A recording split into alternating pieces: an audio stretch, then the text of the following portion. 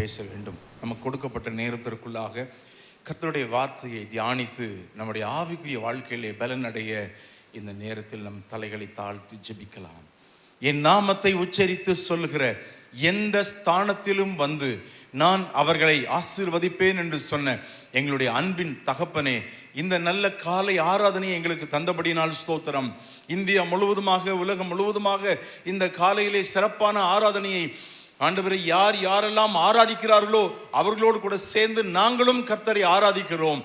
ஆராதனையிலே பிரியப்பட்ட ஆண்டவர், வாழ்த்து செய்தியிலே பிரியப்பட்ட ஆண்டவர், உம்முடைய வார்த்தையை கேட்பதிலே நீர் எங்கள் மத்தியிலே பிரசன்னராய் இருக்கிறபடினால் உம்மை துதிக்கிறோம். உம்முடைய வார்த்தைகள் ஆவியோடும் ஜீவனோடும் அக்கினி மயமாக கண்மலையை பெயர்க்கிற சம்மட்டியை போல உலைகளத்திலிருந்து புறப்படுகிற உருகின இரும்பை போல உம்முடைய வார்த்தைகள் எங்கள் மத்தியிலே கடந்து வருவதாக.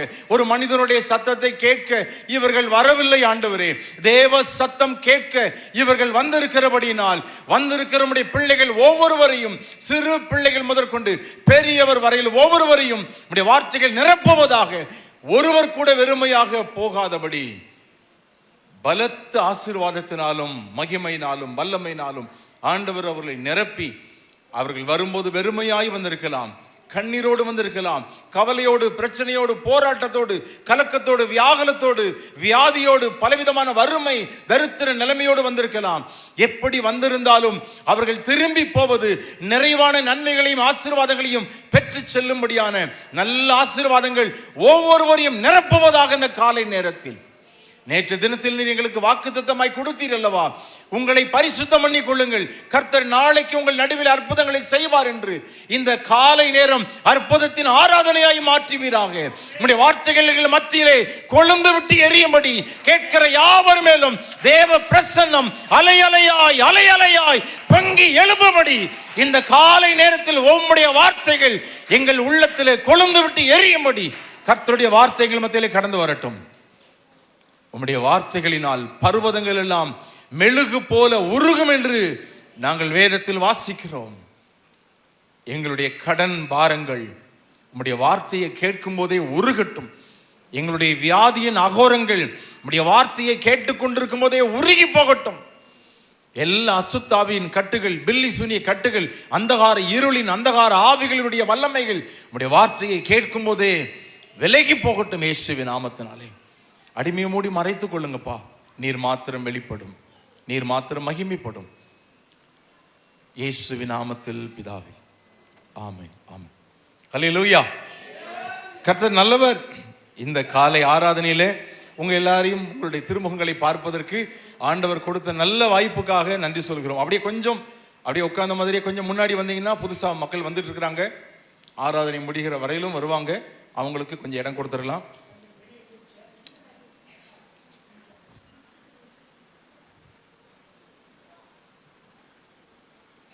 சரி,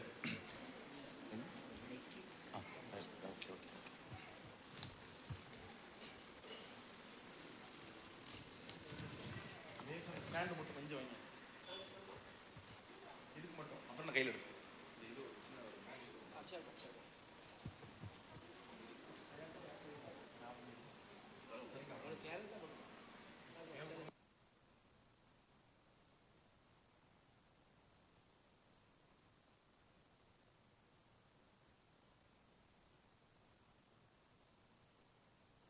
தேங்க்யூ ஜீசஸ், ஜீசஸ். ரைட், சந்தோஷமா இருக்கீங்களா? இந்த காலை ஆராதனையில் உங்க எல்லாரையும் பார்ப்பதற்கு ஆண்டவர் எனக்கு கொடுத்த நல்ல வாய்ப்புக்காக நான் ஆண்டவருக்கு நன்றி சொல்லுகிறேன். சரி, என் கையில ஒரு 3 கலர் பேப்பர் இருக்குதா? ரைட், இன்னொரு கையில் என்ன இருக்குது? இது எதுக்கு? தலையில முக்காடு போடாதவங்க முடியெல்லாம் வெட்டுறதுக்கு. யாரெல்லாம் தலையில முக்காடு போடலையோ அவங்க முடியை இப்போ மொட்டை அடிச்சு வீட்டுக்கு அனுப்ப போறேன். பயந்துடாதீங்க, அதுக்கு இல்லை. ஆனால் அப்படியாவது நீங்கள் போட்டீங்களே, கரெக்ட் பண்ணிட்டீங்களே, ரைட், ஓகே, இதை என்னால் முடிஞ்சது. சரி, இப்போ என் கையில் கலர் பேப்பர் இருக்குதா? இது என்ன கலர்? இது ஒயிட். அப்பா இங்கிலீஷ், ஒயிட், வெள்ளை கலர், அப்படி தானே? சரி, நான் அந்த வெள்ளை கலர் நான் இங்கே போட்டுக்கிட்டுமா? இங்கே போட்டுக்கிறேன். சரி, இப்போ இது என்ன கலர்? இது ஆரஞ்சு, நீங்க தான் சொல்லியிருக்கீங்க ஆரஞ்சு கலர். நான் இந்த ஆரஞ்சு கலர் இங்க போட்டுக்கிறேன். இது என்ன கலர்? Blue colour. ப்ளூவா என்னது? ப்ளூ தானா? சரி, ப்ளூன்னே வச்சுக்கலாம். சரியா, இது ஒரு ப்ளூன்னே வச்சுக்கலாம். இது ஒரு ஊதா கலர், ப்ளூ கலர்னே வச்சுக்கலாம். ஓகேவா? ரைட். இப்போ 3 கலர் என்கிட்ட இருக்குது, அப்படிதானே? இந்த மாதிரி 3 கலர் இருக்கிற மாதிரி திருச்சபையிலையும் 3 விதமான மக்கள் இருக்கிறாங்க. இப்போ இங்க உட்கார்ந்துருக்கீங்கல்ல, இங்க உட்கார்ந்துருக்கிறவங்கள இந்த 3 விதமான மக்கள் இந்த இடத்துல இருக்கிறீங்க. அப்படின்னா என்னது? ஆமா, இங்க இந்த வெள்ளை கலர் மாதிரி மக்கள் இங்க இருக்கிறீங்க, இந்த ப்ளூ கலர் மாதிரி மக்கள் இங்க இருக்கிறீங்க, இந்த ஆரஞ்சு கலர் மாதிரி மக்கள் இருக்கிறீங்க. அப்படின்னா இப்போ உங்களுக்கு புரியாது, அந்த கதை முடியும் போது உங்களுக்கு புரியும். நான் முடியும் போது கேட்பேன், நீங்க எந்த கலர்னு கேட்கும்போது நீங்க கரெக்டா சொல்லணும். சரியா? பொய் பேசக்கூடாது. பொய் உதடுகள் கர்த்தருக்கு அருவருப்பானது. அதனால கரெக்டா நீங்க சொல்லணும், நீங்க எந்த கலர் அப்படின்னு சொல்லணும். ஓகேவா? சரி. இப்போ ஒரு சர்ச்சில் கன்வென்ஷன் வந்துச்சு. அந்த கன்வென்ஷன்ல கோயம்புத்தூர்ல இருந்து ஒரு பிரசங்கர் ஆர்த்தர் டேவிட்னு ஒருத்தர் கூப்பிட்டுருந்தாங்க. அவர் நல்ல பிரசங்கம் பண்ணுவாரா, நிறைய கதையெல்லாம் சொல்லுவாரா. அந்த பிரசங்கத்தை கேட்கறதுக்குலாம் மக்கள் நிறைய வந்தாங்க. அந்த 3 நாள் அந்த 2 நாள் கன்வென்ஷன் முடியும் போது அவர் சொன்னார், பிரசங்கத்தில் சொன்னார், நீங்க எதை மறந்தாலும் சரி, காலையில் எந்திரிச்ச உடனே நீங்க பல்லு விளக்காம கூட காஃபியை குடிச்சுக்கோங்க. குடிச்சிடாதீங்க, உதாரணத்துக்கு சொல்றேன், பல்ல விளக்கிட்டு தான் குடிக்கணும். சரியா? ஆனா அந்த பிரசங்கியார் சொன்னாரு, நீங்க எதை வேணாலும் மறந்துருங்க, ஒண்ணுமே பிரச்சனை இல்லை, சாப்பிட மறங்க, காஃபி குடிக்க மறங்க, எதை மறந்துருங்க, ஆனா பைபிள் வாசிக்கிறதையும் ஜெபம் பண்றதையும் மறந்துடாதீங்க அப்படின்னு சொல்லி அந்த கன்வென்ஷன் கூட்டத்தின் பிரசங்கத்தை ஆணித்தரமா பேசி முடிச்சிட்டார். ஜனங்கள்லாம் ஆவியில் நிரப்பப்பட்டு எல்லாம் உணர்த்தப்பட்டு, இனிமேல் நான் எதை மறந்தாலும் சரி, காஃபி குடிக்க மறந்தாலும் சரி, சாப்பிட மறந்தாலும் சரி, பவுடர் போட மறந்தாலும் சரி, மேக்கப் போடுறது மறந்தாலும் சரி, பைபிள் வாசிக்கிறத ஜெபம் பண்றதை மறக்க மாட்டேன்னு அந்த கன்வென்ஷன்ல ஆராதனையில் வந்த அத்தனை பேரும் தீர்மானம் பண்ணாங்க. தீர்மானம் பண்ண உடனே பாஸ்டருக்கு ரொம்ப சந்தோஷம். ச்சே, ஏன் மக்களா இவ்வளவு தூரம் ஆவியில் நிறைஞ்சு தீர்மானம் பண்ணி சாட்சியெல்லாம் பலமா இருக்குதே அப்படின்னு அந்த சபையில காலை ஆராதனையில் பயங்கர ஆரவாரம் இருந்துச்சு. அப்புறம் அந்த ஊழியக்காரர் ஊருக்கு போயிட்டார். ஊருக்கு போன உடனே அந்த ஜனங்கள்லாம், தீர்மானம் எடுத்தவங்க எல்லாம் அதில் கரெக்டாக செய்ய ஆரம்பித்தாங்க. வீட்டில் போய் அன்றாட வாழ்க்கையில் காலையில் எந்திரிச்ச உடனே மொபைல் ஃபோன்லாம் தேட மாட்டாங்க. காலையில் எந்திரிச்சோன்னா பைபிளுங்க பைபிளுங்க, பைபிள் இல்லாதவங்களாம் வாங்க ஆரம்பித்தாங்க. வாங்கி பைபிளை எடுத்து மடியில் வச்சு படிக்க ஆரம்பித்தாங்க. 1 வாரம் போச்சு, 2 வாரம் போச்சு, 1 மாதம் போச்சு. அப்படியே மக்களுக்கு அப்படியே கொஞ்சம் கொஞ்சமா அப்படியே சோர்வு வர ஆரம்பிச்சது. அதுல இந்த 3 விதமான மக்கள் இருந்தாங்க. சரியா? நான் ஏற்கனவே சொல்லிட்டேன், வெள்ளை கலர் இந்த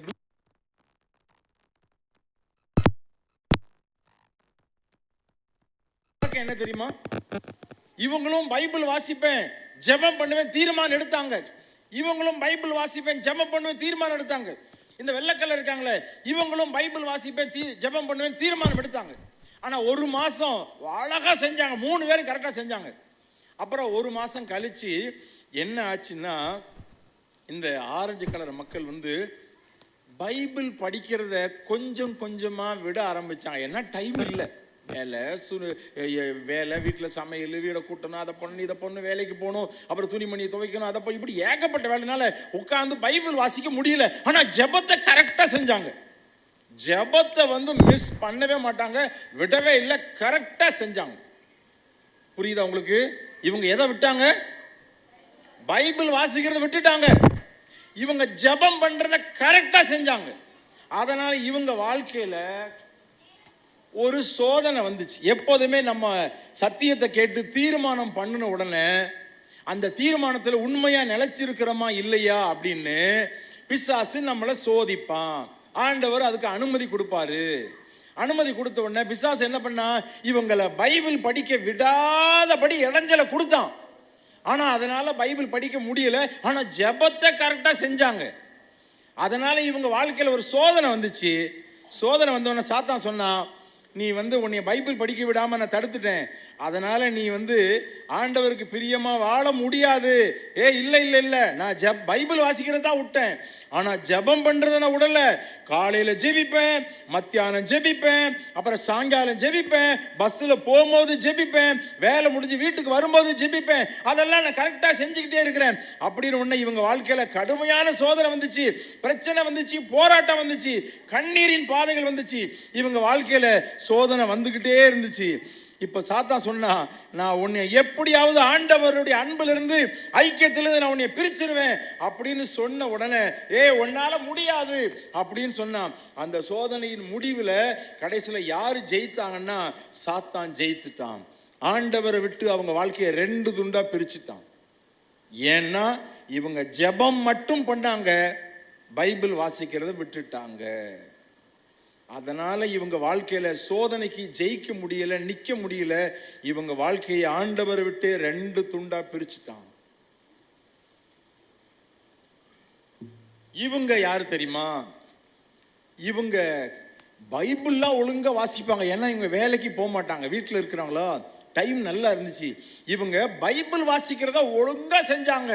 ஆனா முட்டி போட்டு ஜெபிக்க முடியல, அதிகாலை எந்திரிச்சு ஜெபிக்க முடியல. சரீர சோர்வு, சுகரு, அது இதுன்ட்டு இவங்களை ஜெபம் பண்ண விடாதபடி வயிறு ஃபாஸ்டிக்கிறது ஜெபிக்கிறதுனால இவங்களால முடியாது.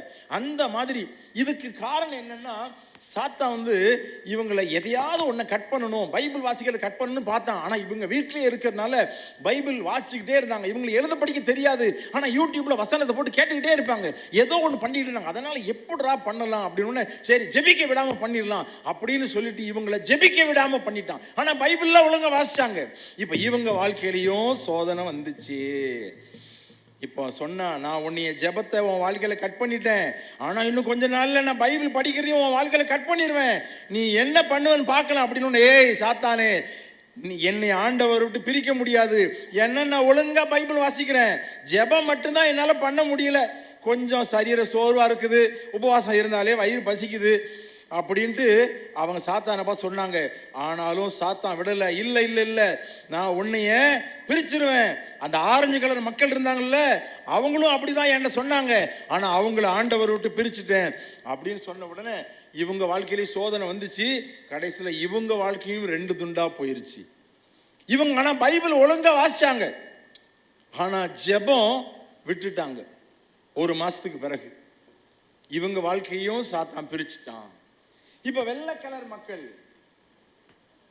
இவங்க வாழ்க்கையில சாத்தான் வந்தான், சொன்னான், இந்த சர்ச்சில் ஆரஞ்சு கலர் மக்கள் இருக்காங்கல்ல, அவங்களையே நான் ஆண்டவர் விட்டு பிரிச்சுட்டேன். ப்ளூ கலர் மக்கள் இருக்காங்கல்ல, அவங்களையே நான் பிரிச்சுட்டேன். நீ என்னடா பெரிய ஆளு, உன்னையும் நான் பிரிச்சிருவேன், உன்னையும் ஆண்டவர் விட்டு நான் பிரிச்சிருவேன்னு சொல்லி அவங்க வாழ்க்கையில சோதனை வந்துச்சு. இவங்க என்ன பண்ணுவாங்க தெரியுமா? இவங்க பைபிள் வாசிக்கிறது, ஜெபம் பண்றது கரெக்டா செஞ்சாங்க, ஒண்ணு கூட மிஸ் பண்ணல. காலையில பைபிள் வாசிப்பாங்க, அப்புறம் ஜெபம் பண்ணுவாங்க. இவங்க வாழ்க்கையிலையும் சோதனையை சாத்தான் கொண்டு வந்த உடனே சாத்தான் சொன்னா, நீ அந்த ஆரஞ்சு கலர் மக்கள் அப்படிதான் வீரவசனம் பேசினாங்க, ஆனா அவங்கள பிரிச்சுட்டேன். அந்த ப்ளூ கலர் மக்கள் இருந்தாங்கல்ல, அவங்களையும் நான் பிரிச்சுட்டேன்.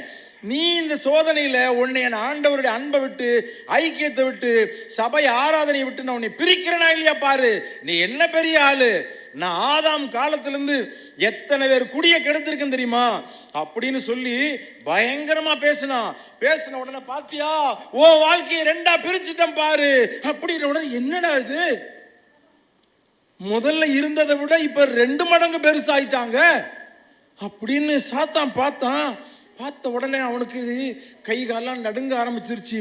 ஆரஞ்சு கலர் மக்களையும் இதே மாதிரி தானே சோதனையை கொண்டு வந்து பிரிச்சேன், ப்ளூ கலர் மக்களையும் இதே மாதிரி தானே சோதனையை கொண்டு வந்து பிரிச்சேன், ஆனா அந்த வெள்ளை கலர் மக்கள் பைபிள் வாசிக்கிறது, ஜெபம் பண்றதையும் ஒழுங்கா செஞ்சுக்கிட்டு இருந்தாங்க. அவங்க கிட்ட என் பருப்பு வேகாம போயிருச்சு. இப்ப முதல்ல இருந்ததை விட சோதனைக்கு பிறகு இவங்க 2 மடங்கு பெருகிட்டாங்களேன்னு தெரிச்சு ஓடிட்டான். இப்போ நீங்க எந்த கலரு? பொய் உதடுகள் கர்த்தருக்கு அருவருப்பானது. பொய் சொன்னீங்கன்னா என்ன நடக்கும்னு தெரியாது. உண்மையை நீங்க ஒத்துக்கோங்க, இந்த ஆரஞ்சு கலர் மக்கள்லாம் யாரு, கை வைத்த வேண்டாம், நீங்களே நினைச்சுக்கோங்க. இந்த ப்ளூ கலர் மக்கள்லாம் யாரு, கை வைத்த வேண்டாம், நீங்களே நினைச்சுக்கோங்க. நான் உங்களை அசிங்கப்படுத்த விரும்பல. இந்த வெள்ளை கலர் மக்கள் உண்மையிலே இருப்பீர்களானால் உங்க வாழ்க்கை இந்த வருஷத்துல பலுகி பெருகும். ஆண்டவர் கொடுத்த திரும்படி பச்சை புழு, வெட்டுக்கிளி, அது எல்லாம் பட்சித்த வருஷங்கள், விளைவுகள் எல்லாம் கடந்து வந்த பாதையில நீங்க இதுவரை இழந்த எல்லா நன்மைகளையும் ஆண்டவர் உங்களுக்கு திரும்ப 2 மடங்கு அல்ல 1000 மடங்கு ஆண்டவர் உங்களை ஆசீர்வதித்து உயர்த்துகிற நல்ல தகப்பன் நம்ம மத்தியிலே உலாவிக் கொண்டிருக்கிறார். ஆனா இதுவரை நீங்க ப்ளூ கலரா இருந்திருப்பீங்கன்னா, இந்த ஆரஞ்சு கலர் மக்களா இருந்திருப்பீங்கன்னா, நீங்க கட்சி மாறிடுங்க. வேண்டாம், இந்த கட்சி வேண்டாம், இது போயிருச்சு. தமிழ்நாட்டில் ஏற்கனவே 2 வீணா போன கட்சி போயிருச்சு. இப்போ புதுசா ஒன்று கட்சி வந்திருக்குது, அந்த கட்சியில மாறிடுங்க. இது பைபிள் வாசிக்கிற ஜெபம் பண்ற கட்சி. இந்த கட்சி ஒன்று பைபிள் வாசிக்கிறது விட்ட கட்சி, இது ஜெபம் பண்றது விட்ட கட்சி. ஆனா இப்போ பைபிள் வாசிக்கிற ஜெபம் பண்ற இந்த கூட்டத்தில் நீங்க வந்துருங்க. உங்க வாழ்க்கை மாறும், உங்க தலையெழுத்து மாறும், வறுமை மாறும், தரித்திரியம் மாறும், இழந்து போனதெல்லாம் திரும்ப கிடைக்கும். வீடு கட்டுகிற ஆசீர்வாதம் திரும்ப கிடைக்கும், பிள்ளை செல்வம் கிடைக்கும், ப்ரமோஷன் கிடைக்கும். இழந்து போன பலனை எல்லாம் திரும்ப நீங்க பெற்றுக்கொள்வீங்க. உங்க உச்சந்தலையிலிருந்து உள்ளங்கால் வரையிலும் இருக்கிற வியாதியினுடைய ஆதிக்கம் அகோரம் மாறும். எப்பன்னா பைபிள் வாசிக்கும் போது, ஜெபம் பண்ணும் போது. சரி, இனிமே தான் செய்திக்குள்ள போக போறோம். புரிஞ்சிருச்சா உங்களுக்கு? கர்த்தர் நல்லவர். ரைட். இந்த கத்திரிக்கோல் எது கொண்டு வந்தேன்? கத்திரிக்கோல் எது கொண்டு வந்தேன்? முக்காடு போடாதவங்க முடியெல்லாம் வெட்டுறதுக்கு கொண்டு வந்தேன். ஆனால் எல்லாரும் முக்காடு போட்டீங்க, அதனால யாரையும் வெட்ட வேண்டியதில்லை. சரி, முகத்தெல்லாம் மூடாதீங்க, தலையை மட்டும் மூடிக்கோங்க. கர்த்தர் நல்லவர். புரிஞ்சுதா? உங்களுக்கு மனசுல வேத வசனம் சம்பவங்கள் நிக்கணும் அப்படிங்கிறதுக்காக தான் இவ்வளவு பிரயாசம். இல்லைன்னா எதை கூப்பிட்டு எதையோ நாங்கள் பிரசங்கம் பண்ணிட்டு போறது இல்லை. பேசுகிற ஒவ்வொரு வார்த்தையும் உங்க மனசுல ஆழமாய் பதியணும். உங்களுக்கு அது புரிஞ்சுதுனா தான் நீங்க அதை செயல்படுத்த முடியும். இன்னைக்கு ஆண்டவர் நம்மோடு கூட பேச போகிறார். நான் ஆண்டவருடைய சமூகத்தில் காத்திருந்த பொழுது கர்த்தர் என் உள்ளத்தில் கொடுத்த வார்த்தைகளை எனக்கு கொடுக்கப்பட்ட நேரத்தில் அப்படியே கொடுத்துட்டு வேகமா கடந்து போகணும். நேரம் ஓடிக்கிட்டு இருக்குது, நேரம் குறைவாக தான் இருக்குது. சின்ன வயசுல எனக்கு சண்டே ஸ்கூல்ல எனக்கு சொந்த ஊர் கல்லடிக்குறிச்சி. இங்கே தான் பிறந்து வளர்ந்து இங்கே தான் ஆண்டவரை ஏற்றுக்கொண்டு இங்கே இருந்து வீடு மாதிரி கோயம்புத்தூருக்கு நாங்கள் போயிட்டோம். நான் பிறந்து வளர்ந்தது எல்லாம் இதே கல்லடிக்குறிச்சியில தான். என்னுடைய சொந்த ஊர் கல்லடிக்குறிச்சி. இங்கே தான் நான் சண்டே ஸ்கூல் போனேன், இங்கே தான் நான் ஆண்டவரை ஏற்றுக்கொண்டேன். பாவூர் சத்திரம் பாலிடெக்னிக்கில் நான் சிவில் இன்ஜினியராக நான் படித்தேன். டெய்லி ட்ரெயினில் போயிட்டு ட்ரெயினில் வருவேன். அப்படி புகை வண்டியில் போகும்போது அங்கே அந்த காலேஜில் அங்கே ப்ரேயர் செல் நடக்கும். அந்த ப்ரேயர் செல்லில் சில அண்ணாச்சிமார் என்னை ஆண்டவருக்குள்ளே நடத்தினாங்க. சண்டே ஸ்கூலில் என்னை ஆண்டவருக்குள்ளே நடத்தினாங்க. அதில் நான் ஆண்டவரை ஏற்றுக்கொண்டு இன்றைக்கு கிட்டத்தட்ட 30 ஆண்டுகளுக்கு 33 ஆண்டுகளுக்கு மேலே நான் ஆண்டவருடைய ஊழியக்காரனாக இருக்கிறேன். அன்றைக்கு ஊழியம் செய்த நாட்களில் அநேகரை சந்தித்தோம், அநேகருக்கு ஊழியத்தை செய்தோம். அப்படி உருவான பல ஊழியங்கள் மத்தியில் இந்த ஊழியமும் ஒன்று. இந்த பாடகபுர திருச்சபை சவுந்தரராஜன் எபனக்கா இவங்க குடும்பமும் ஒன்று. நான் அன்னைக்கு காலேஜ் படிக்கும்போது அநேகருக்கு ஆண்டவருடைய அன்பை குறித்து சொல்லியிருக்கிறேன். அப்படி வந்த குடும்பங்களில் இவர்களும் ஒருவர். அப்போ எனக்கு சண்டே ஸ்கூல் படிக்கும்போது எனக்கு சொல்லி கொடுத்தாங்க, பைபிள் வாசிக்கணும், ஜெபம் பண்ணணும். இதுதான் ஆவிக்குரிய வாழ்க்கையில ஒரு சராசரி ஒரு மனிதன் ஆண்டவர் ஏற்றுக்கொண்டவர்கள் வளருவதற்கு எது அவசியம் சொல்லுங்க. ஆண்டவருக்குள்ள வளரணும்னா முக்கியமான அவசியம் 2 என்னது? ஜெபமும் வேத வாசிப்பும். வேத வாசிப்பும் ஜெபமும், இந்த 2 தான். இந்த 2ல ஒன்றை விட்டீங்கன்னா நீங்க வளர முடியாது. அக்கா சொன்னாங்க, சில்லி அக்கா சொன்னாங்க, ட்ரெயின் தண்டவாளத்தில் போனா 2 தண்டவாளம் அவசியம் தானே. ஒன்று இல்லைன்னா ட்ரெயின் கவுந்துரும். அதே மாதிரி தான் வேத வாசிப்பும் ஜெபமும் நம்ம வாழ்க்கையில் அவசியம். ஒன்று இல்லைன்னா அந்த ஆரஞ்சு கலர் மக்கள் மாதிரி போயிடுவோம், ப்ளூ கலர் மக்கள் மாதிரி போயிடுவோம். 2 இருந்துச்சுன்னா வெள்ளை கலர் மக்கள் மாதிரி பெருகி பெருகி பெருகி போய்கிட்டே இருப்போம். அப்போ இந்த 2 காரியம் நம்ம வாழ்க்கையில் அவசியம், அப்படிதானே? ஆனா இதை 2 பேர் எத்தனை பேர் செய்றீங்க தெரியாது. இனிமேல் இந்த ஆராதனை செய்தியை கேட்ட பிறகு உங்க வாழ்க்கையில தீர்மானம் எடுத்து நீங்க செய்வீங்கன்னு நிச்சயமா நான் நம்புகிறேன். சரி, இப்ப இந்த 2 அப்படின்னு வந்துருச்சு இல்ல, என்னெல்லாம் 2? வேத வாசிப்பு ஜெபம் இந்த ரெண்டுன்னு வந்துடும்போது 1 2 அப்படின்னு வந்துருச்சு இல்ல. இப்போ இதுல முதல்ல ஆண்டவர் விரும்புகிறது எது சொல்லுங்க பார்க்கலாம். கரெக்டா சொல்லணும். ஆண்டவருக்கு ஜெபத்தை முதல்ல பிடிக்குமா, ஜெபிக்கிறது முதல்ல பிடிக்குமா, வேத வாசிக்கிறது முதல்ல பிடிக்குமா? ஏன்னா எதுவா இருந்தாலும் அப்பாவுக்கு என்ன பிடிக்குமோ அதன்படி செஞ்சாதான் எப்போதுமே நம்ம வெற்றி உள்ள வாழ்க்கை வாழ முடியும். நம்ம இஷ்டத்துக்கு எதுவும் செய்யக்கூடாது. ஆண்டவருக்கு இந்த ரெண்டுல முதல்ல எதை பிடிக்கும்? வேத வாசிப்பா? வேத வாசிப்புன்னு சொல்றவங்க எல்லாம் கை வைத்துக்க பார்க்கலாம். கொஞ்சம் சரி. ஜெபம் பண்றதுதான் ஜெபம். ஏன்னா இயேசு ஜெபித்தார், எலியா ஜெபித்தார், மோசே ஜெபித்தார். இப்படி வேதத்துல ஜெபத்தை குறித்து நிறைய எழுதி இருக்குது. அதனால ஆண்டவருக்கு ஜெபம் தான் ரொம்ப பிடிக்கும் அப்படின்னு சொல்றவங்க கை வைத்துங்க பார்க்கலாம். இல்ல பாதி மதில் மேல் பூனைகளா இருக்கீங்க. இதுவும் இல்லாம அதுவும் இல்லாம. சரி ரைட் ஓகே. நாம இதுல தெளிவடைய போகிறோம். நான் சொந்த கருத்தை பேச மாட்டேன். வேதத்திலிருந்து இன்னைக்கு ஆவியானவர் நம்ம மத்தியில பேச போகிறார். ஏன்னா இதுதான் ஒழுங்கான வளர்ச்சி. இதை நம்ம சரியா செய்தாதான் ஆவிக்குரிய வாழ்க்கையில வளர முடியும், இல்லைன்னா வளர முடியாது. சரியா? இப்ப 2 பேருக்கு இந்த சபையில ஒரு சின்ன குழப்பம் இருக்குது. என்ன குழப்பம்? சிலர் ஆண்டவருக்கு ஜெபம் தான் பிடிக்குன்னு சொல்றாங்க, சிலர் வேத வாசிப்பு தான் பிடிக்குன்னு சொல்றாங்க. ஆனா இதுல ஒரு குழப்பம் இருக்கிறதுனால அந்த குழப்பத்தை நீங்க தெளிவுபடுத்திடணும். ஆண்டவருக்கு பிடித்ததுல முதல்ல எது அப்படின்னா, நான் பட்டிமன்றம் நடத்த வரவில்லை. வேதாகமத்திலிருந்து ஒரு வசனத்தை வாசிக்கலாம். யோவான் 1வது அதிகாரம் 1வது வசனத்தை வாசிக்கலாம். யோவான் 1வது அதிகாரம் 1வது வசனம். ஆதியிலே ஜெபம் இருந்தது அப்படின்னு போட்டிருக்கா? சொல்லுங்க. ஆதியிலே வார்த்தை இருந்தது. ஆதினா என்னது? தொடக்கம். இந்த உலகமே தொடங்கிறதுக்கு முன்னால ஆதியிலே வார்த்தை இருந்ததுன்னு போட்டிருக்கு. அப்படின்னா என்ன அர்த்தம்? ஆதியிலே வசனம் இருந்தது, ஆதியிலே வார்த்தை இருந்தது அப்படின்னு தான் போட்டிருக்குது. என் பைபிள்லயே அப்படிதான் போட்டிருக்குது. ஆனா அதுக்கு அப்புறம் தான் ஜெபம், ஆராதனை எல்லாமே. முதல்ல ஆண்டவர் பிரியப்படுகிறது எது தெரியுமா? வார்த்தைக்கு. முதல்ல ஆண்டவர் முக்கியத்துவம் கொடுப்பது வார்த்தைக்கு. அதனால நீங்க வார்த்தைக்கு முக்கியத்துவம் கொடுத்தீங்கன்னா உங்க வாழ்க்கை ஆசீர்வாதமா இருக்கும். உங்க வாழ்க்கை ஆசீர்வாதமா இருக்கும். இன்னைக்கு வார்த்தைக்கு யாரு முக்கியத்துவம் கொடுக்குறீங்க? 250 ரூபாயிலிருந்து 500 ரூபாய்க்குள்ள ஒரு பைபிள் கிடைக்குதுங்க. இந்த பைபிள் கிடைக்குது. ஒரு 500 ரூபாய்க்குள்ள சூப்பர் பைபிள் கிடைக்குது. இது 750 ரூபாய். ஆரம்ப காலத்துல பாத்தீங்கன்னா 200 ரூபாய் 150 ரூபாய்க்குள்ள பைபிள் கிடைக்குது. ஆனா எத்தனை பேர் நம்ம வாங்கியிருப்போம்? இல்லையே. ஆனா வீட்டுல சாப்பிடுற தட்டு எத்தனை இருக்கும் தெரியுமா? சொந்தக்காரங்கெல்லாம் வருவாங்கல்ல, அதனால ஒரு 7-8 தட்டு 8-10 தட்டு வாங்கி வச்சிருப்போம். பொரியல் வைக்கிறதுக்கு தட்டு, படுத்து தூங்குற தலைவாணி பாய் எத்தனை இருக்கும்? சொந்தக்காரங்க வந்தானே தலைவாணி கேட்பாங்கல்ல. ஆனா பைபிள் மட்டும் ஒன்னே ஒண்ணுதான் இருக்கும். ஆதியிலே வார்த்தை இருந்தது. அந்த வார்த்தை உங்க வாழ்க்கையில உங்க வீட்டுக்குள்ள இருந்துச்சுன்னா ஆண்டவர் உங்களை அளவில்லாமல் ஆசீர்வதிப்பார், வதிச்சிருப்பார். ஆனா அந்த வார்த்தைக்கு உங்க வாழ்க்கையில முக்கியத்துவம் இல்லாதனாலதான் தேவன் உண்டாக்கின சகல ஆசீர்வாதங்களையும் இன்னும் நீங்க பெற்றுக்கொள்ள முடியாதபடி இருக்கிறீங்க. ஆதியிலே வார்த்தை இருந்தது, ஜெபம் இருந்ததுன்னு என் பைபிள்ல போடல. ஆதியிலே ஆராதனை இருந்ததுன்னு போடல. ஆதியிலே முதல்ல வார்த்தை தான். ஆண்டவர் வார்த்தைக்கு தான் முதலிடம் கொடுத்தார். இன்னைக்கு நிறைய பேர் என்ன பண்றாங்க தெரியுமா?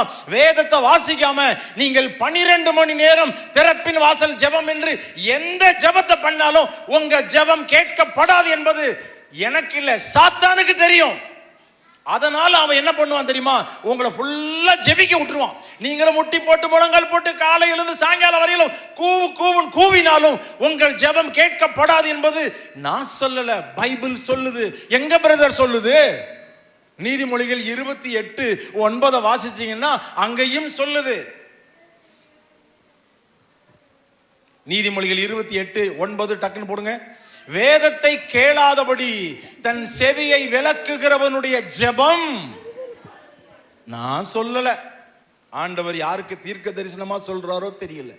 காலையில் எந்திரிச்ச உடனே உங்க கை கண்ணு மொபைல, என்னைக்காவது ஒரு நாள் மொபைல் எடுங்க தப்பு இல்லை, 2 நாள் எடுங்க தப்பு இல்லை. ஆனா உங்க ரெகுலர் வாழ்க்கையில காலையில் எந்திரிச்ச உடனே நீங்க மொபைலையோ இதையோ அதையோ டிவியோ நியூஸையோ ஆன் பண்ணீங்கன்னா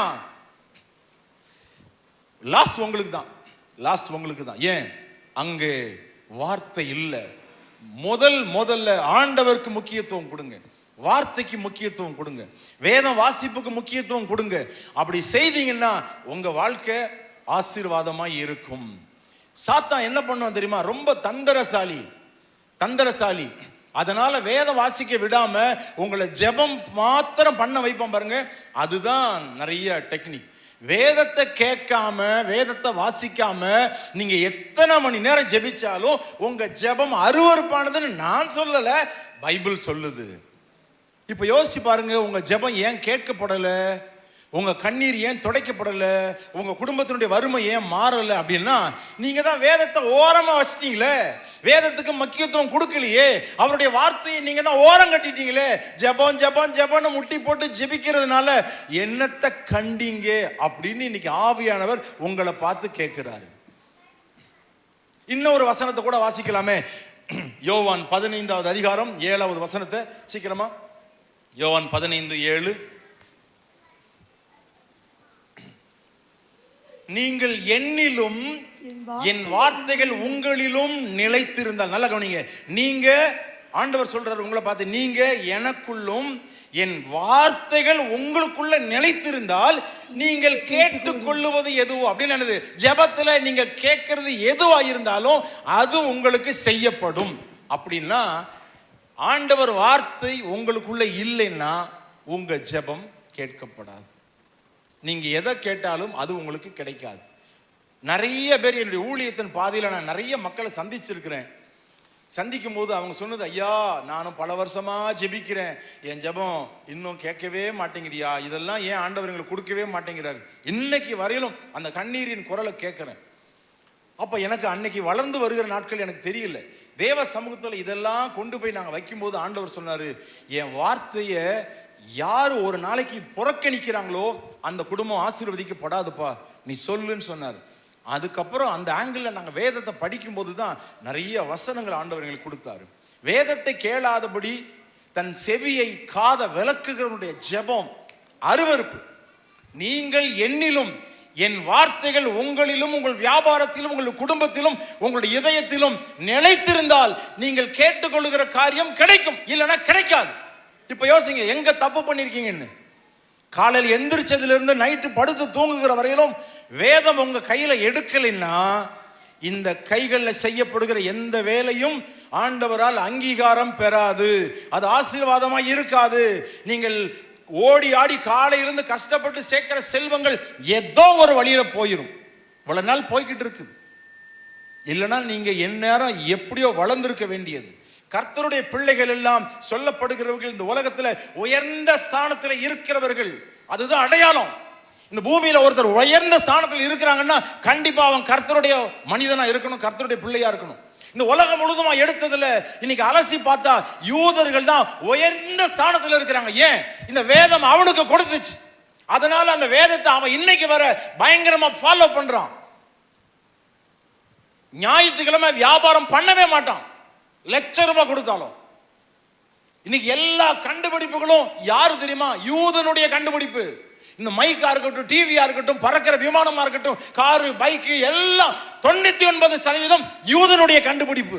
அதனால பூமியில ஆண்டவர் அவனை உயர்த்தி வைத்திருக்கிறார். ஏன்?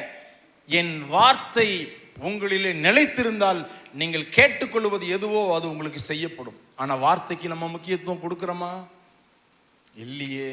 பைபிள் வீட்டில் கொண்டு போய் ஞாயிற்றுக்கிழமை முடிஞ்ச உடனே கொண்டு போய் செல்ஃபில் வைக்கிறதா, அதுக்கப்புறம் அடுத்த ஞாயிற்றுக்கிழமை தான். ஒரு பாஸ்டர் அடிக்கடி அவங்க சபை விசுவாசிகளை சந்திக்க வீட்டுக்கு போவாராம். வீட்டுக்கு போகும்போது அந்த வீட்டில் இருக்கிறவர் வெளிநாட்டில் இருக்கிறார். அதனால அந்த முறை லீவுக்கு வந்திருக்கிறார். ஏதோ வெளிநாட்டில் இருக்கிறல்ல, இங்கே தான் இருக்கிறார். வெளிநாட்டுக்கு ஏதோ ஒரு மாதம் போனார், வேலை நிமித்தமாக போனார். போயிட்டு வந்த உடனே அவர் அங்கே அவங்க பிள்ளைங்கள்லாம் சாப்பிட்றதுக்கு டாடி ஸ்பூன் வாங்கிட்டு வாங்க டாடி, வெளிநாட்டில் நல்ல கோல்டன் ஸ்பூன் இருக்குல்ல அப்படின்னா வெளிநாட்டுக்கு போனவர் அந்த கோல்டு தங்க கலரில் இருக்கிற அந்த சாப்பிட்ற ஸ்பூன் வாங்கிட்டு இருந்தார். பிள்ளைங்களுக்கு ரொம்ப பிடிக்குமேன்ட்டு நிறைய ஸ்பூன் வாங்கிட்டு இருந்தார். அது பார்த்தா தங்கம் மாதிரியே இருக்கும், அழகாக இருக்கும், பல பலன் இருக்கும். சரி, பாஸ்டர் வர்றாரே, நம்ம அவருக்கு குலோப்ஜாம் செஞ்சு கொடுப்போம், குலோப்ஜாம் சாப்பிட்றதுக்கு அந்த ஸ்பூனை போட்டு கொடுப்போம் அப்படின்னு பாஸ்டர் வந்த உடனே வீட்டில் குலோப்ஜாம் செஞ்சு அந்த கிண்ணத்தில் தங்க ஸ்பூனை உள்ளே போட்டு அவருக்கு சாப்பிட கொடுத்தாங்க. அவர் சாப்பிட்டு முடிச்சிட்டு ஜெபிப்போம் நான் இன்னும் அடுத்த வீடுகளுக்கெல்லாம் போகணும், ஜெபி போகணும்னு சொல்லி ஜெபம் பண்ணி முடிச்சுட்டு ஸ்தோத்திரம் வாங்க ஆலயத்துக்கு வாங்க ஒழுங்கா ஜெபம் பண்ணுங்க பைபிள் வாசின்னு சொல்லிட்டு போயிட்டார்.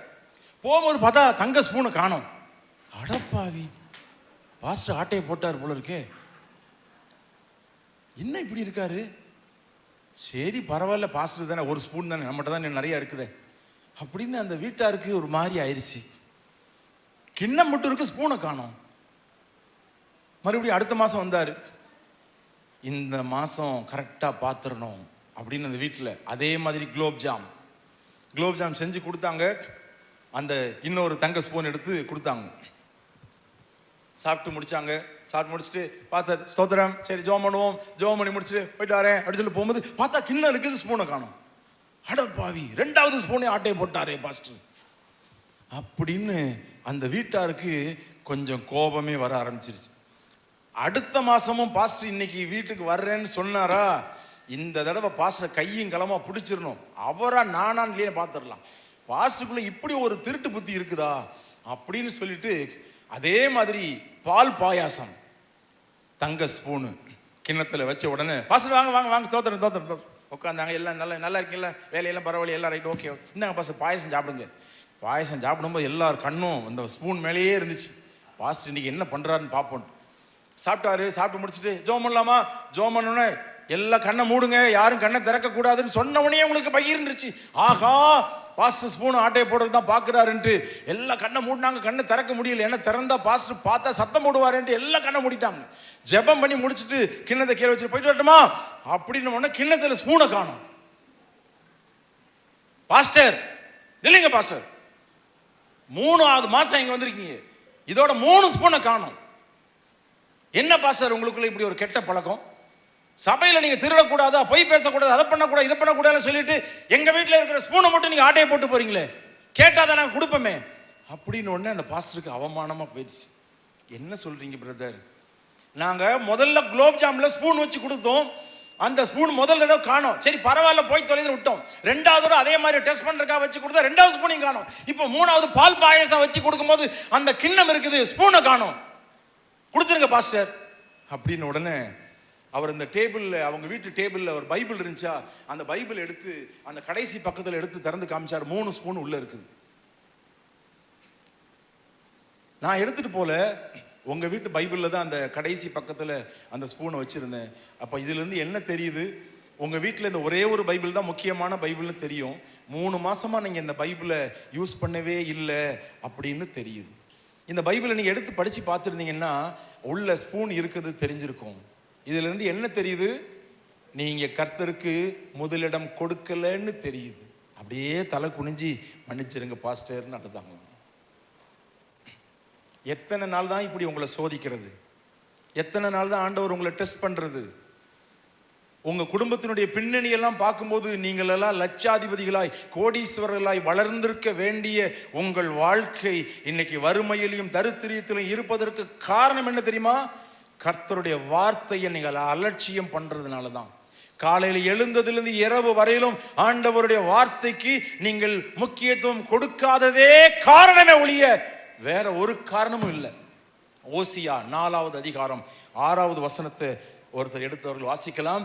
இன்னொருத்தர் ஓசியா 8வது அதிகாரம் 12வது வசனத்தை எடுத்தவர்கள் வாசிக்கலாம். ஓசியா 4:6. அதுல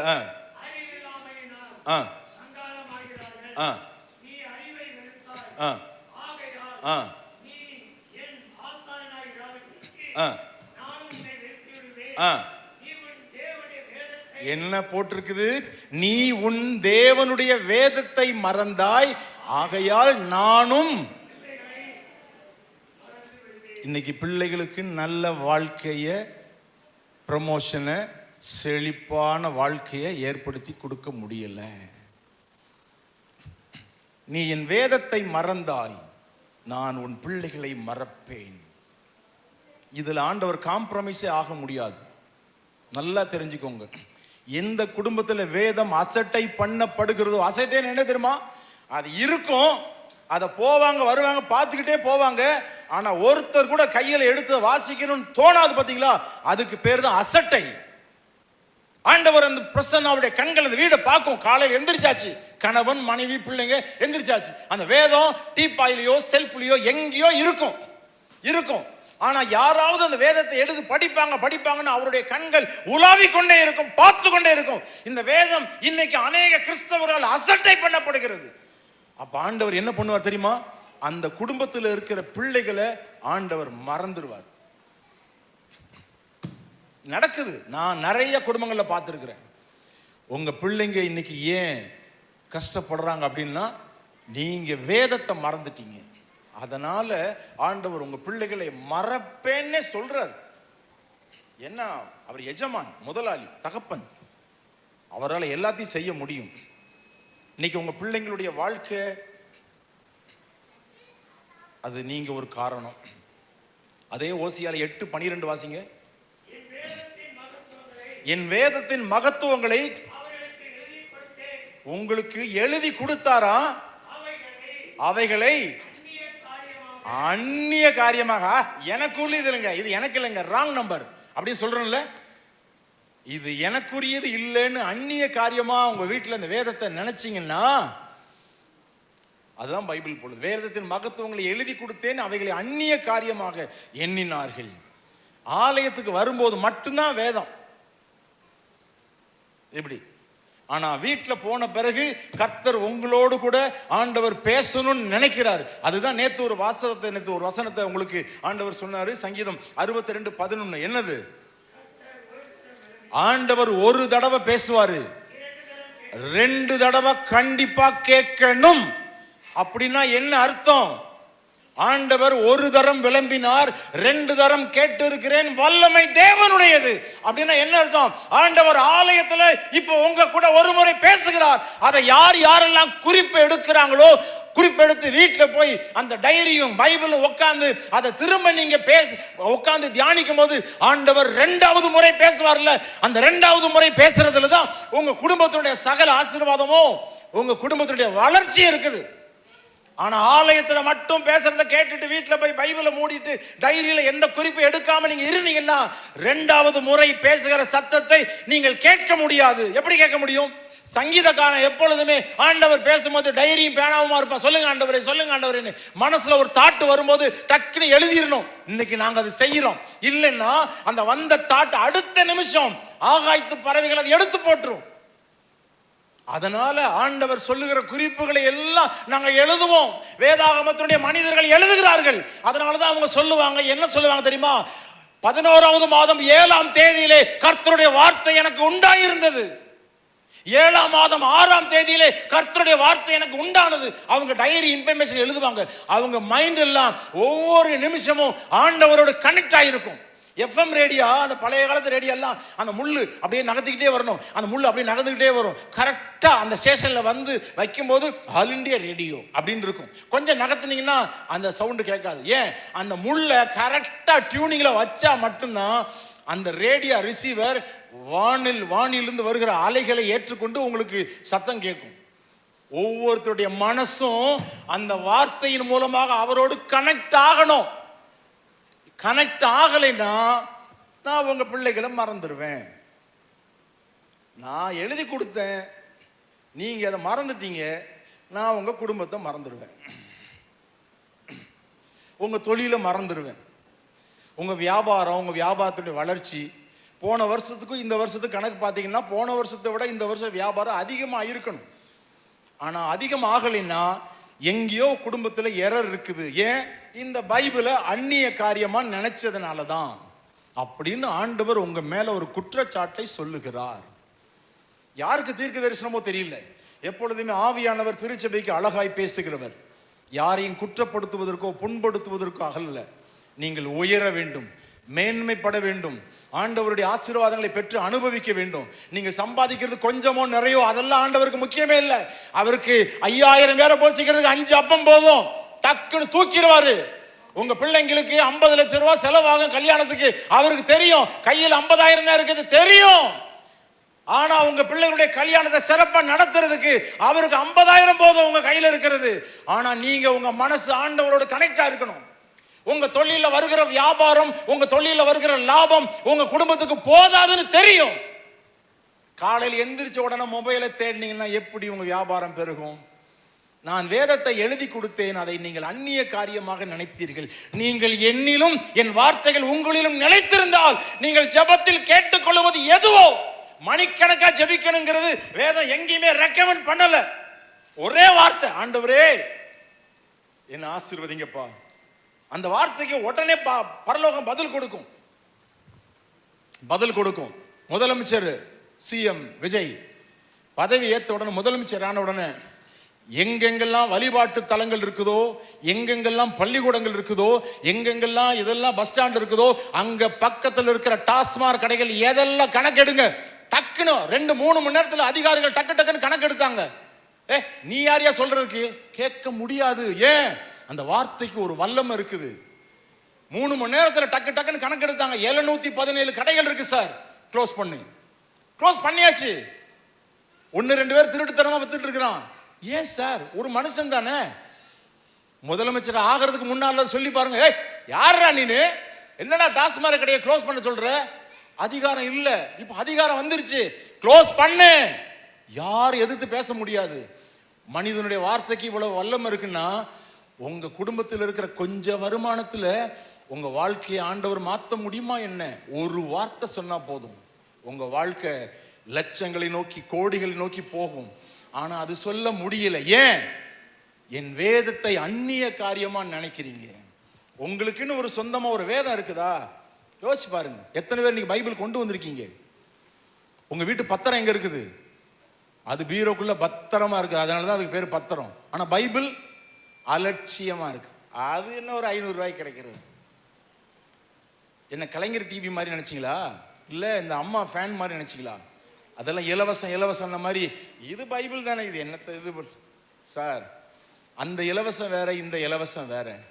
ரட்சிப்பு உங்களுக்கு இலவசம். கலைஞர் டிவி இலவசம் மாதிரி, இந்த ஃபேன் கிரைண்டர்லாம், மிக்சி கிரைண்டர் இலவசம் மாதிரி, இந்த ரட்சிப்பு அந்த இலவசத்தோட சேர்க்காதீங்க. இதெல்லாம் ஏன் உங்களுக்கு இலவசம்னா, அந்த ஃபேன் நீங்க வாங்க முடியும், டிவி வாங்க முடியும் காசு கொடுத்து. ரட்சிப்பையும் தேவ பிரசன்னத்தையும் இதை உங்களால வாங்க முடியாது. அதனால உங்களுக்கு இலவசம். தெரியுமா உங்களுக்கு? ரட்சிப்பை உலகத்தில் இருக்கிற எப்பேற்பட்ட மனுஷனும் காசு கொடுத்து அதை வாங்கணும்னா முடியாது. ஏன்னா அது அவ்வளவு விலையேற பெற்றது. உங்களால வாங்க முடியாததுனால ஆண்டவர் அதை இலவசமா கொடுக்கிறார்.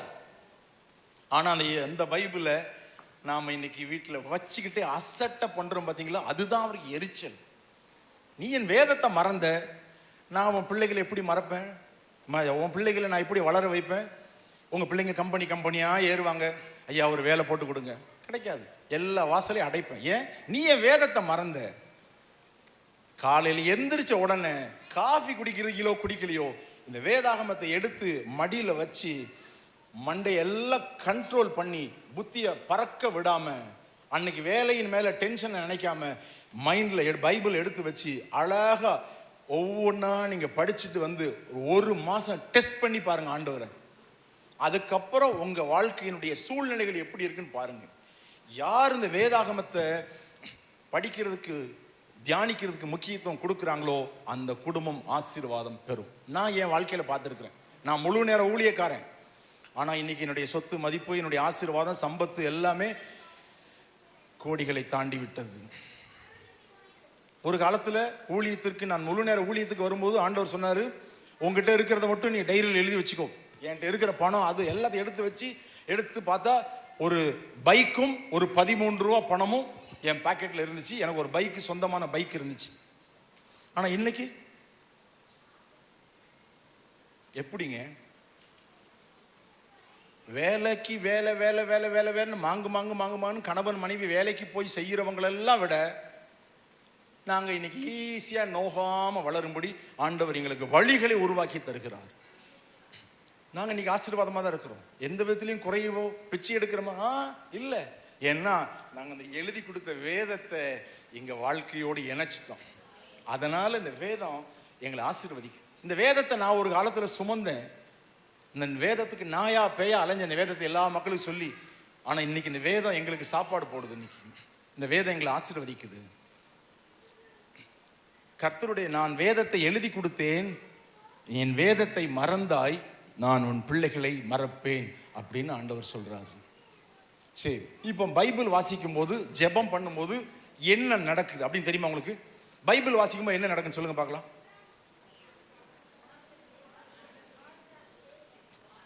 பைபிள் வாசிக்கும் போது என்ன நடக்குது? வார்த்தை உங்க கூட பேசுதா? சரி, ஜெபம் பண்ணும்போது என்ன நடக்குது? ஈஸியா சொல்றேன் பாருங்க. நீங்க எப்பெல்லாம் நீங்க ஜெபிக்கிறீங்களோ நீங்க ஆண்டவரோடு பேசுகிறீர்கள். ஜெபத்தின் மூலமாகத்தான் ஆண்டவரோடு பேச முடியும். ஆண்டவர் உங்க கூட பேசணும்னா வேதத்தின் வழியாகத்தான் பேச முடியும். ஆதியாகமத்திலிருந்து வெளிப்படுத்தல் வரையில இருக்கிற வசனங்கள் மூலமாகத்தான் ஆண்டவர் பேச முடியும். வசனத்தை விட்டு வெளியே ஆண்டவர் யாருக்குமே இதுவரை பேசினது இல்லை. எழுதப்பட்டவைகள்ல தான், அதுதான் மூல வித்து, அதுல தான் இன்னைக்கு ஆண்டவர் பேச முடியும். அப்போ எப்பெல்லாம் நீங்க பைபிள் வாசிக்கிறீங்களோ தியானிக்கிறீங்களோ அப்ப எல்லாம் ஆண்டவர் உங்களோடு கூட பேசுகிறார். எப்பெல்லாம் நீங்க முழங்கால் போட்டு ஜெபிக்கிறீங்களோ அப்பொழுதெல்லாம் நீங்கள் ஆண்டவரோடு பேசுகிறீர்கள். இதுதான் ஃபார்முலா. அதுக்காக தான் ஜெபமும் வேத வாசிப்பும் அவசியம் என்று சொல்லப்படுகிறது. அப்படி இருக்கும்போது நீங்க பெரியவரா ஆண்டவர் பெரியவரா? யார் பெரியவர் சொல்லுங்க. அப்போ அவர் உங்ககிட்ட பேசணுமா இல்ல நீங்க அவர்கிட்ட பேசணுமா? முதல்ல அவர் தான் பேசணும். ஆனா இல்லையே, நம்ம மட்டும்தான் ஆண்டவர்கிட்ட பேசுறோம். நீங்க 5 மணி நேரம் ஜெபிச்சாலும் அந்த 5 மணி நேரம் ஜெபிக்கிற வார்த்தைகள் ஆண்டவர் உங்க வாழ்க்கையில பக்கத்துல இருந்து கவனமா கேட்கிறார். என் பிள்ளை இன்னைக்கு ஜெபிக்குது, 5 மணி நேரம் உபவாசம் இருந்து ஜெபிக்குது, கவனமா கேட்கிறாரு. ஜெபம் பண்ணி முடிச்ச உடனே நான் பேசுறதுக்கு என் பிள்ளை பைபிளை திறக்கும்னு பார்த்தா பைபிளை மூடி வச்சுட்டு டைம் ஆச்சுன்னு போயிடுறோம் நம்ம. அப்ப ஆண்டவர் பார்க்கிறாரு, இவ்வளவு நேரம் நீ பேசுனதெல்லாம் கேட்டம்மா, ஆனா நான் பேசுனது நீ கேட்கலையே, அப்போ என்னையே அசிங்கப்படுத்திட்டு இல்ல. இந்த ஜெபம் அருவருப்பானதுன்னு தூக்கி கசக்கி போட்டுருவார். நீங்க 5 மணி நேரம் என்ன ஜெபிச்சாலும் அது பிரயோஜனமே இல்லை. பெரிய பெரிய அதிகாரிகள் முன்னால உட்காந்துட்டு அங்க போய் அவங்கள போய் பார்க்க போறேன்னு போகும்போது அவங்க பேசணும், அதிகமா பேசணும்னு நினைப்பீங்களா நீங்க அதிகமா பேசணும்னு நினைப்பீங்களா? இப்ப டாக்டர் இருக்கிறார், டாக்டர் போறீங்க, டாக்டர் நீங்க என்ன சொல்லுவீங்க? டாக்டர் எனக்கு காய்ச்சல், எனக்கு வயிற்று வலி, அப்படிதான் சொல்லுவீங்க. இப்ப டாக்டரை பேச வச்சா தானே உங்க வியாதி சுகமாகும். டாக்டரே பேச விடாம நீங்களே பேசிக்கிட்டு இருந்தா எப்படி உங்க வியாதி சுகமாகும்? எப்பொழுதுமே வியாதியஸ்தன் வியாதியை தான் பேசுவான், டாக்டர் மட்டும்தான் அதற்கான சொல்யூஷனை பேசுவார். அதனால நீங்க அவரை பேச வைக்கணும், அப்பதான் உங்க வியாதி தீரும். அதே மாதிரி ஜெபத்துல நீங்களே ஆண்டவர்கிட்ட பேசிக்கிட்டு இருந்தீங்கன்னா ஆண்டவர் பேசும்போது தான் உங்க வாழ்க்கையில வனாந்தரங்கள் எல்லாம் அதிர பண்ணுகிற வார்த்தைகள், பெண் மான்களை ஈனச் செய்கிற வார்த்தைகள். கர்த்தரின் வார்த்தை வல்லமையானது, அந்த வார்த்தைக்கு முன்னால பர்வதங்கள் மெழுகு போல உருகுமா. அப்போ அந்த தேவன் பேசுகிறத நீங்க கேட்கணும்னா பைபிள் எடுத்து வச்சு மடியில படிக்கணும். ஆனா நம்ம செய்யறோமா? அப்படின்னா ஜெபிக்கும் போது என்ன ஆகுதுன்னா ஆர்தர் டேவிட் கர்த்தரை நோக்கி அப்படின்னு வரும்.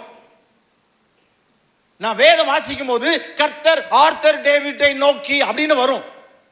புரியுதா உங்களுக்கு? அப்படிதானே? ஆர்தர் டேவிட் கர்த்தரை நோக்கி அப்படின்னு இருந்துச்சுன்னா என்ன அர்த்தம்? ஆர்தர் டேவிட் ஆண்டவரிடத்துல ஏதோ ஜெபிக்கிறாருன்னு அர்த்தம்.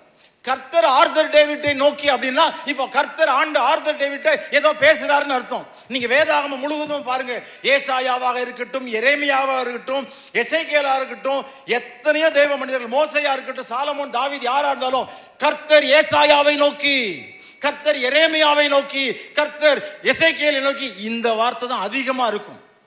ஏசாயா கர்த்தரை நோக்கி, இதெல்லாம் கொஞ்சமா தான் இருக்கும். அப்படின்னா என்ன அர்த்தம்? அவங்க எல்லாம் ஆண்டவரிடத்துல பேசினாங்க, ஆனா அதை விட ஆண்டவர் பேசுற சத்தத்தை இவங்க அதிகமா கேட்டாங்க. அதனாலதான் அவங்க எல்லாம் வேதாகமத்தை கலக்கின தேவ மனிதர்கள். இன்னைக்கு உங்க வாழ்க்கையில எது அதிகமா இருக்குது? என் வாழ்க்கையில ஆர்தர் டேவிட் கர்த்தரை நோக்கி, அது கொஞ்சமா தான் இருக்கணும். கர்த்தர் ஆர்தர் டேவிட்டை நோக்கி அது அதிகமா இருக்கணும். அப்படின்னு என்ன அர்த்தம்? நான் வேதாகமத்தை அதிக நேரம் அதிக மணிக்கணக்கா படிக்கிறவன். நான் என் மனைவி பிள்ளைங்க இங்க இருக்கிறாங்க, சில நேரம் வேலை போல அதிகமா இருக்கும்போது அதிக நேரம் படிக்க முடியாது. மற்றபடி வேதத்தை தான் அதிகமா, எங்க போனாலும் வேதாகமம் புத்தகங்கள் படிச்சுக்கிட்டே இருப்பேன். நான் என் மனசு ஆண்டவரோட கனெக்டிங்ல வச்சிருப்பேன் நான். அப்போ இதுதான் ஆண்டவர் எதிர்பார்க்கிறாரு. பிரசங்கியில 5வது அதிகாரத்துல 2வது வசனத்தை நீங்க வாசிங்கன்னா, பிரசங்கி 5வது அதிகாரம் 2வது வசனம்.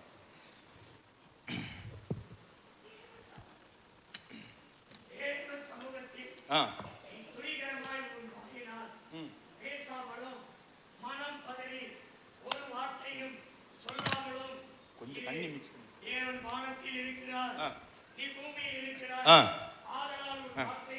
ஆ எப்படியா? தேவன் வானத்தில் இருக்கிறாரு, நீங்க பூமியில் இருக்கிறீங்க, உங்க வார்த்தை எப்படி இருக்கணுமா? சுருக்கமா இருக்கும். எங்க? தேவ சமூகம். இப்ப இது என்னது? தேவ சமூகம். இப்ப நீங்க எல்லாம் எங்க வந்திருக்கீங்க? இப்போ இந்த தேசத்துக்காக, இந்த அருமையான முதலமைச்சருக்காக இந்த சகோதரி ஜெபிங்க அப்படின்னா அங்க 1 மணி நேரமா நீங்க ஜெபிக்க கூடாது. ஏன்னா இது பொதுவான இடம், உங்க ஜெபங்கள்லாம் ஷார்ட்டா இருக்கணும். ஆனா வீட்டுல போய் மணிக்கணக்கா நீங்க ஜெபிங்க, மணிக்கணக்கா ஜெபிங்க.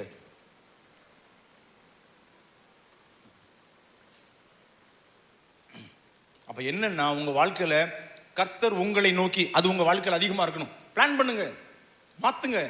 உலகத்தின் இறைச்சல்கள் மத்தியில தேவ சத்தத்தை யார் கண்டுபிடிக்கிறாங்களோ அவர்களுடைய வாழ்க்கை வளம் பெறும், அவர்களுடைய வாழ்க்கை குடும்பம் செழிப்பை நோக்கி போகும். கொஞ்சம் சம்பாதித்தாலும் அது நிறைவான பலனை கொண்டு வரும். வேதம் அதுதான் பல இடங்கள்ல சொல்லுது. என்னைக்கு ஒருவர் கர்த்தருடைய வார்த்தைக்கு முக்கியத்துவம் கொடுக்கலையோ வாழ்க்கை கேரண்டி இல்லை. அமெரிக்காவில் நல்ல கவனிங்க, அமெரிக்காவில் முதல்ல ஸ்கூல்ல, ஹாஸ்பிட்டல்ல பைபிள், புதிய ஏற்பாடு இருக்குல்ல, அந்த ப்ளூ கலர் பைபிள் இருக்குல்ல, இங்கே கவனிங்க, அந்த ப்ளூ கலர் பைபிள் ஸ்கூல்ஸ்லாம் நிறைய வைப்பாங்க, ஹாஸ்பிட்டல் நிறைய வைப்பாங்க. அதனால ஹாஸ்பிட்டலில் வியாதிகள் நிறைய மறையும். ஸ்கூல்ல வைப்பாங்க, பிள்ளைங்க படிப்பாங்க. இன்னைக்கு பேப்பர் காஸ்ட் அதிகமாயிருச்சு, பிரிண்டிங் காஸ்ட் அதிகமாயிருச்சு, பைபிளுக்கு யாரும் ஸ்பான்சர் வரமாட்டேங்கிறாங்க அப்படின்னு சொல்லி ஸ்கூல்ஸ்லாம் வேதாகமம் வைக்கிறது கம்மியாயிருச்சு. அதனால என்ன ஆகுதுன்னா சிறைச்சாலைகள் நிரம்பி வழிகிறது. பிள்ளைகள் சிறு வயதிலே கர்ப்பமாக்கப்படுகிறார்கள். பாலியல் குற்றங்கள் அதிகமாயிருச்சு. ஒவ்வொருத்தரும் பாக்கெட்ல துப்பாக்கி, கத்தி வச்சிருக்கிறான். ஏன்? வேதாகமம் ஸ்கூல்ஸ்ல வைக்கிறத நிறுத்திட்டாங்க. சிறைச்சாலைகள் அடைக்கப்பட்டே இருக்கிறது, ஆனால் நிரம்பி வழிகிறது. ஆலயம் திறந்ததாக இருக்குது, வரமாட்டேங்கிறாங்களே. என்ன அர்த்தம்? நான் சொல்றது உங்களுக்கு புரியுதா? சிறைச்சாலை எங்கேயாவது திறந்திருக்குமா? கைதி தப்பிச்சு ஓடிடுவான். சிறைச்சாலை அடைக்கப்பட்டு தான் இருக்குது, ஆனா அங்க கைதிகள் நிரம்பி வழிகிறது. ஆலயம் திறந்தே இருக்குது, ஆனா அங்க ஒருவே வரமாட்டேங்கிறானே.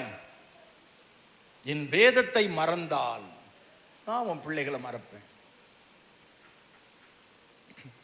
எழுதி கொடுத்த வேதம் இன்னைக்கு நாமெல்லாம் அதை அசட்டை பண்ண ஆரம்பிக்கிறோம். இந்த வேதாகமத்துக்கு இன்னைக்கு முக்கியத்துவம் இல்லை. அதனால ஆண்டவர் தன்னுடைய அங்கலாய்ப்பை இந்த காலை ஆராதனையிலே உங்கள் மத்தியிலே கொட்டுகிறார். குறை இருக்கிறவங்க சரி செய்து கொள்ளுங்க. இதுதான் ஆண்டவர் எதிர்பார்க்கிற விஷயம். நான் இங்கே தவறி இருக்கிறேன், அதனால என் குடும்பத்தில், ஆமாம் நான் கடந்து வந்த பாதையெல்லாம் பார்த்தா, என் குடும்பத்தினுடைய நடக்கிற சம்பவங்கள்லாம் பார்த்தா நான் ஒழுங்காக வேதத்தை வாசிக்கலை அப்படின்னு நீங்கள் உணர்த்தப்படுவீங்கன்னா அதை சரி செய்யுங்க. மாறிடும். இந்த தலைப்பு வசனம் என்ன தெரியுமா? நீங்க இவ்வளவு நாள் எப்படி வேணாலும் இருந்திருக்கலாம். இன்னைக்கு நீங்க உங்க வாழ்க்கையில மாற்றம் இருந்துச்சுன்னா அந்த மாற்றம் வரும்போது என்ன ஆகும்னா இதுதான். பட்சித்த வருஷங்கள், அன்னைக்கு வெட்டுக்கிளி, பச்சை புழு, இதெல்லாம் கதிர்களை, இஸ்ரவேலருடைய கோதுமைகளை எல்லாம் பட்சித்து போட்டுரும். ஏன்? இவன் ஆண்டவருக்கு பிரியமா இல்லாதனால கோதுமை விதைப்பான், கோதுமை எல்லாம் பச்சைக்கிளி, வெட்டுக்கிளி சாப்பிட்டு போயிடும். அந்த வருஷம் அறுவடை பார்த்தா 100 மூட்டை கோதுமை வரும்னா 3 மூட்டை 4 மூட்டை தான் வரும். அது விதை நெல்லுக்கே போயிடும், சாப்பிட்றதுக்கு ஒன்றும் இருக்காது. ஏன்? இவன் கர்த்தரை மறந்து விட்டான், வேதத்தை, வார்த்தையை மறந்து விட்டான். அதனால இவனுடைய கைகளின் பிரயாசத்தை நான் எப்படி ஆசீர்வதிக்கணும், எதுக்காக ஆசீர்வதிக்கணும்? உலகம் முழுவதுமா சுத்துவானா, ஆனா நான் வேண்டாமா அப்படின்னா ஆண்டவருக்கு கோபம், எரிச்சல் வருமா? வரும். ஆனா இப்ப ஆண்டவர் என்ன சொல்றாரு? உங்க வழிகள் எல்லாம் சிந்தித்து பார்த்து நீங்க மாத்திக்கிட்டு பைபிள் படிப்பேன், ஜெபம் பண்ணுவேன், தீர்மானம் பண்ணி பாருங்க. இதுக்கு முன்னால வெட்டுக்கிளி, பச்சை புழு அரிச்சது இல்ல, லாஸ் வந்துச்சு இல்ல, இழப்பு வந்துச்சு இல்ல, அது எல்லாவற்றையும் திரும்ப தருவதற்கு வட்டியும் முதலுமா சேர்த்து வச்சு கொடுப்பாரு உங்களுக்கு. வாக்கு மாறாத தேவன். டெஸ்ட் பண்ணி பாருங்க. நாங்கெல்லாம் டெஸ்ட் பண்ணி பார்த்துட்டோம் 30 வருஷத்துக்கு மேல. அதனால ஆணித்தரமாய் கர்த்தருடைய வார்த்தையை சொல்லுகிறேன். கர்த்தருடைய வார்த்தைக்கு முதலிடம் கொடுக்க வேண்டும் என்று ஆண்டவர் விரும்புகிறார். நீங்கள் என்னிலும் என் வார்த்தைகள் உங்களிலும் நிலைத்திருந்தால் நீங்கள் கேட்டுக்கொள்ளுவது எதுவோ அது உங்களுக்கு கொடுக்கப்படும் என்று ஆண்டவர் சொல்லுகிறார். அப்போ வார்த்தை, ஆதியில என்ன இருந்துச்சு? வார்த்தை இருந்தது. அந்த வார்த்தைக்கு நாம முக்கியத்துவம் கொடுக்கணும். எவ்வளவு நேரம் நம்ம இன்னைக்கு வேதம் வாசிக்கிறோம்? எவ்வளவு நேரம் வேதம் வாசிக்கிறோம்? சீஷர்கள், இயேசுநாதர் கெத்செமனில போய் ஜெபிக்கும் போது சீஷர்கள் தூங்கிட்டாங்க. திரும்ப வந்து பார்க்குற எல்லாம் கொரட்டை விட்டு தூங்கிட்டு இருக்கிறான். அப்ப சீஷர்களை எழுப்பி என்ன சொன்னார் தெரியுமா? குறைஞ்சது 1 மணி நேரமாவது ஜெபிக்க கூடாதுன்னு சொன்னார்ல. சரி, ரைட். அப்போ ஜெபம் நேரம் என்னது? மினிமம் 1 hour, அப்படிதானே? ஜெபம் என்பது ஒவ்வொரு நாளும் மினிமம் 1 மணி நேரம் வச்சுக்கலாமா? ஏன்னா ஆண்டவர் சொன்னதுனால. சரி, இப்போ எல்லாவற்றிலும் இஸ்ரவேலர்கள் வேதாகமத்தின்படி தசம பாகம் கொடுத்தார்கள். காசு, பணம், கோதுமை, விளைச்சல், காய்கறி, அதுல மட்டும் இல்லை. ஆண்டவர் கொடுக்கிற 24 மணி நேரத்தில் 2.5 மணி நேரம் தசம பாகம் கொடுக்கணும். அந்த 2.5 மணி நேரத்துல 24 மணி நேரத்துல 10ல் 1 என்னது 2.5 மணி நேரம், அப்படிதானே? அந்த 2.5 மணி நேரத்துல ஜெப நேரம் எவ்வளவு? குறைஞ்சது 1 மணி நேரம். அப்புறம் மீதி 1.5 மணி நேரம் இருக்கு. அது என்னது? வேத வாசிப்பு. அதை தான் நம்ம செய்யணும். அதை நம்ம செய்தோமானால் நம்ம வாழ்க்கை சுபிட்சமா இருக்கும், சேமமா இருக்கும். நீங்க விரும்புகிற காரியம் எல்லாமே கைகூடி வரும், கைகூடி வரும். நீங்க நினைக்கிறது எல்லாமே உங்களுக்கு கைகூடி வரும். இல்லைன்னா நான் அவன் குடும்பத்தை மறப்பேன், பிள்ளைகளை மறப்பேன்னு சொல்றார். ஏன்? நம்ம அந்த வேதத்துக்கு முக்கியத்துவம் கொடுக்கறது இல்லை. அதனால ஆண்டவர் நம்முடைய வாழ்க்கையில நன்மைகளை நம்ம பார்க்க முடிகிறது இல்லை. ஆண்டவர் உங்க கூட பேசணும்னு துடிக்கிறாரு. அப்ப என்ன பண்ணணும்? வேதத்தை எடுத்து மடியில வச்சு அதை நீங்க கண் கூர்ந்து படிக்கணும், படிச்சு தியானம் பண்ணணும். கர்த்தருடைய வேதத்தில் இரவும் பகலும் தியானமா இருக்கிற மனுஷன். ஆனா நம்ம என்ன பண்ணிடுறோம் தெரியுமா? இதெல்லாம் செய்யறோம். ஒருத்தர் வந்து கேட்டாங்க, நாங்க கர்த்தருடைய வேதத்துல இரவும் பகலும் தியானமா இருக்கிறோம், ஆனா எங்களுக்கு ஒன்னும் காரியங்கள் கைகூடி வர்றது இல்லையே, அவன் செய்வதெல்லாம் வாய்க்குன்னு போட்டிருக்கே, எங்களுக்கு வாய்க்கலையே பிரதர்னு கேட்டாங்க. எனக்கு புரியல. இல்லையே, அப்படி இருக்காதே. கர்த்தருடைய வேதத்தில் இரவும் பகலும் தியானமா இருக்கிற மனுஷனுக்கு எல்லாமே கைகூடி வருமே அப்படின்னு ஆண்டவர்கிட்ட போய், ஆண்டவரே அவங்க இப்படி சொல்றாங்களே, பல வருஷமா இரவும் பகலும் ஜெபிக்கிறவங்க, கர்த்தருடைய வேதத்தில் தியானமா இருக்கிறவங்க, ஆனா அவங்க குடும்பத்தில் நிறைய பிரச்சனை இருக்குது அப்படின்னு கேட்கும்போது ஆண்டவர் சொன்னாரு, அந்த சங்கீதம் 1வது சங்கீதத்தை நல்லா படிக்க சொல்லுப்பா. துன்மார்க்கருடைய ஆலோசனையில் நடவாமலும், பாவிகளுடைய வழியில் நில்லாமலும், பரியாசக்காரனுடைய உட்காரும் இடத்தில் உட்காராமலும் என்னுடைய வேதத்தில் தியானமாயிருக்கிற மனுஷனுக்கு செய்வதெல்லாம் வாய்க்கும். இங்க இரவும் பகலும் தியானமா இருந்துட்டு அந்த உலக மனுஷனோடு கூட கூத்தடிச்சோம்னா, துன்மார்க்கனுடைய வழியில நடந்தோம்னா, இரவும் பகலும் ஜெபிக்கிற ஜெபம் வீணா போயிடும். கர்த்தருடைய வேதத்துல தியானமா இருக்கிறவங்களுக்கு கையிட்டு செய்கிற வேலைகள் எல்லாம் ஆண்டவர் ஆசீர்வதிப்பாராம். அவன் செய்வதெல்லாம் வாய்க்கும் அப்படின்னு தான் வசனம் சொல்லுது. அவன் நீர்க்கால்களின் ஓரத்தில் நடப்பட்ட மரம் போல இருப்பானாம். வெயில் என்னதான் வெயில் வந்தாலும் நீர்க்கால்களின் ஓரத்துல தண்ணி ஓட பக்கத்தில் இருக்கிற மரம் பாருங்க, செழிப்பா இருக்கும். யாரும் தண்ணி ஊற்ற வேண்டியதில்லை. அது தன் காலத்தில் தன் கனியை தருமா. அவங்க குடும்பத்தில் அந்தந்த காலத்தில் பிள்ளைங்க +2 முடிச்சிட்டாங்களா, அடுத்து காலேஜ் முடிச்சிட்டாங்களா, அடுத்து முடிச்சு அடுத்து அவங்களுக்கு கல்யாணம் முடிச்சோன்னா குழந்தை பாக்கியம், டக்கு எல்லாம் அப்படியே ஒன்றன். ஏன்? தன் காலத்தில் தன் கனியை கரெக்டாக கொடுத்துட்டே இருப்பாங்க. கண் கெட்ட பிறகு கண் பார்வை தடவிக்கிட்டே இருக்கும்போது கார் வாங்கி ஓட்டணும்னு நினைச்சா எப்படி இருக்கும்? கார் வாங்குறது வந்து இலவட்டமா இருக்கும்போது வாலிபத்தில் நல்லா வாங்கி என்ஜாய் பண்ணி நல்லா போறது வர்றது. கண்ணே பறி போன பிறகு ஐயா எனக்கு கார் லைசன்ஸ் வேணும்னு போய் கேட்டா அது எப்படி இருக்கும்? அப்போ அதினதின் காலத்தில் இதெல்லாம் நடக்கணும்னா கர்த்தருடைய வேதத்துல நம்ம பிரியமா இருக்கணும்னு பைபிள் சொல்லுது. இதுல அவ்வளவு உள்ள எழுதப்பட்ட வார்த்தைகள் ஆம் என்றும் ஆமேன் என்றும் சொல்லப்படுகிறது. எவ்வளவு நேரம் கிடைக்கும் தெரியுமா உங்களுக்கு? ஆனா வேதத்தை வாசிக்கிறதுக்கு நாம நேரத்தை ஒதுக்குறது இல்லை. இங்க கட் பண்ண வேண்டியது இங்கதான் யோசிக்கணும். எவ்வளவோ நேரம் இல்லைன்னு மட்டும் சொல்லிடாதீங்க. இல்லைன்னா வேதத்தை படிக்கிறதுக்கு தியானிக்கிறதுக்கு நேரத்தை ஒதுக்குங்க. அப்படி ஒதுக்குனா கர்த்தர் உங்களை ஆசீர்வதிப்பார், உயர்த்துவார், மேன்மைப்படுத்துவார். அப்போ நம்முடைய ஆவிக்குரிய வாழ்க்கையில இது ரொம்ப முக்கியமானது என்று ஆண்டவர் சொல்லுகிறார். கர்த்தருடைய வார்த்தைக்கு நாம முக்கியத்துவம் கொடுக்கணும்னு சொல்றார். இன்னொரு பகுதியை பார்க்கலாம். லூக்கா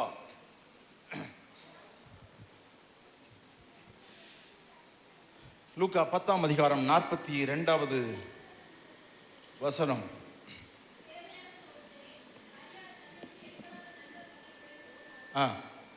என்ன போட்டிருக்கு? தேவையானது ஒன்று. மரியாள் தன்னை விட்டு எடுபடாத நல்ல பங்கை தெரிந்து கொண்டாள். மரியாள் என்ன பண்ணாதுல?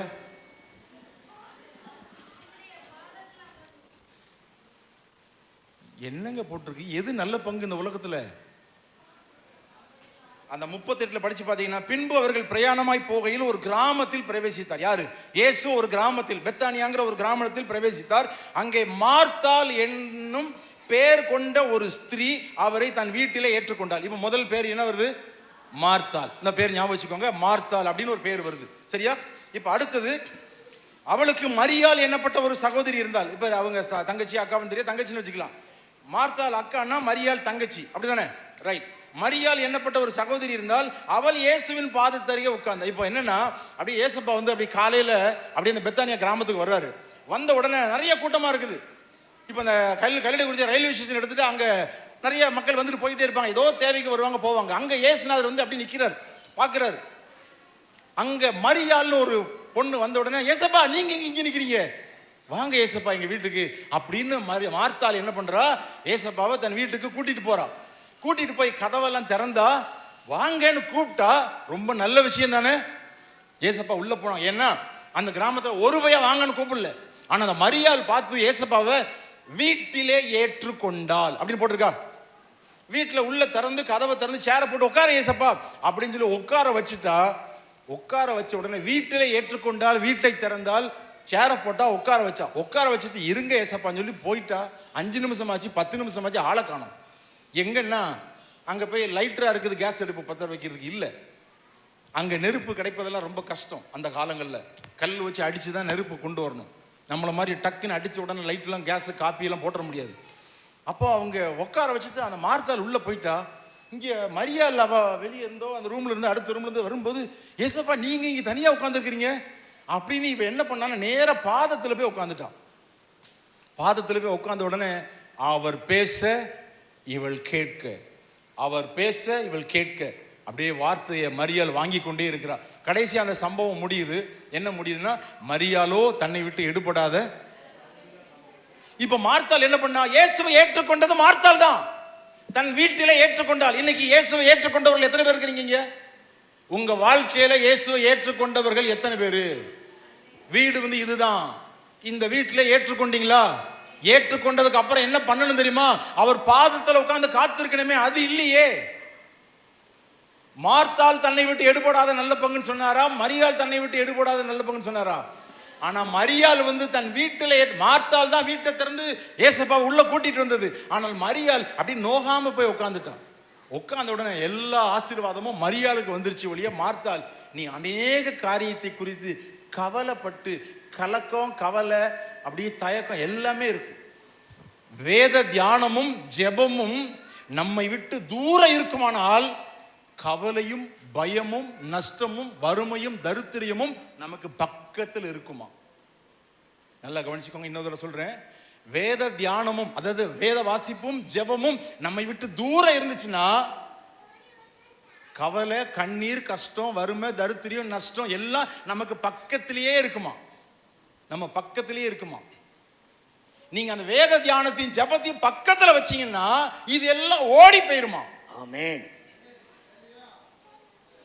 பசி நேரம் ஏன் பிரதர் போட்டு எங்களை இப்படி பாடாபடி, சூடு ஆறுறதுக்குள்ள சீக்கிரம் முடிச்சிங்கன்னா டக்குன்னு சாப்பிட்டு நாங்கள் போயிடுவோம், போட்டு எங்களை பாடாப்படுத்தி எடுக்கிறீங்களே. எனக்கு கொடுக்கப்பட்ட நேரத்தில் தான் நான் முடிப்பேன் நான். ஏன்னா இப்போ தான் அங்கே வெந்துக்கிட்டு இருக்குது. ஆமாம், இப்போ நீங்கள் விட்டோம்னா வேகாத சாப்பிட்டீங்கன்னா அது வயிற்றுக்கு நல்லதில்லை. அதனால் வெந்ததுக்கு அப்புறம் தான் உங்களை அனுப்புவேன் நான். சூடு ஆறுறதுக்குள்ளே உங்களை முடிச்சிருவேன் நான்.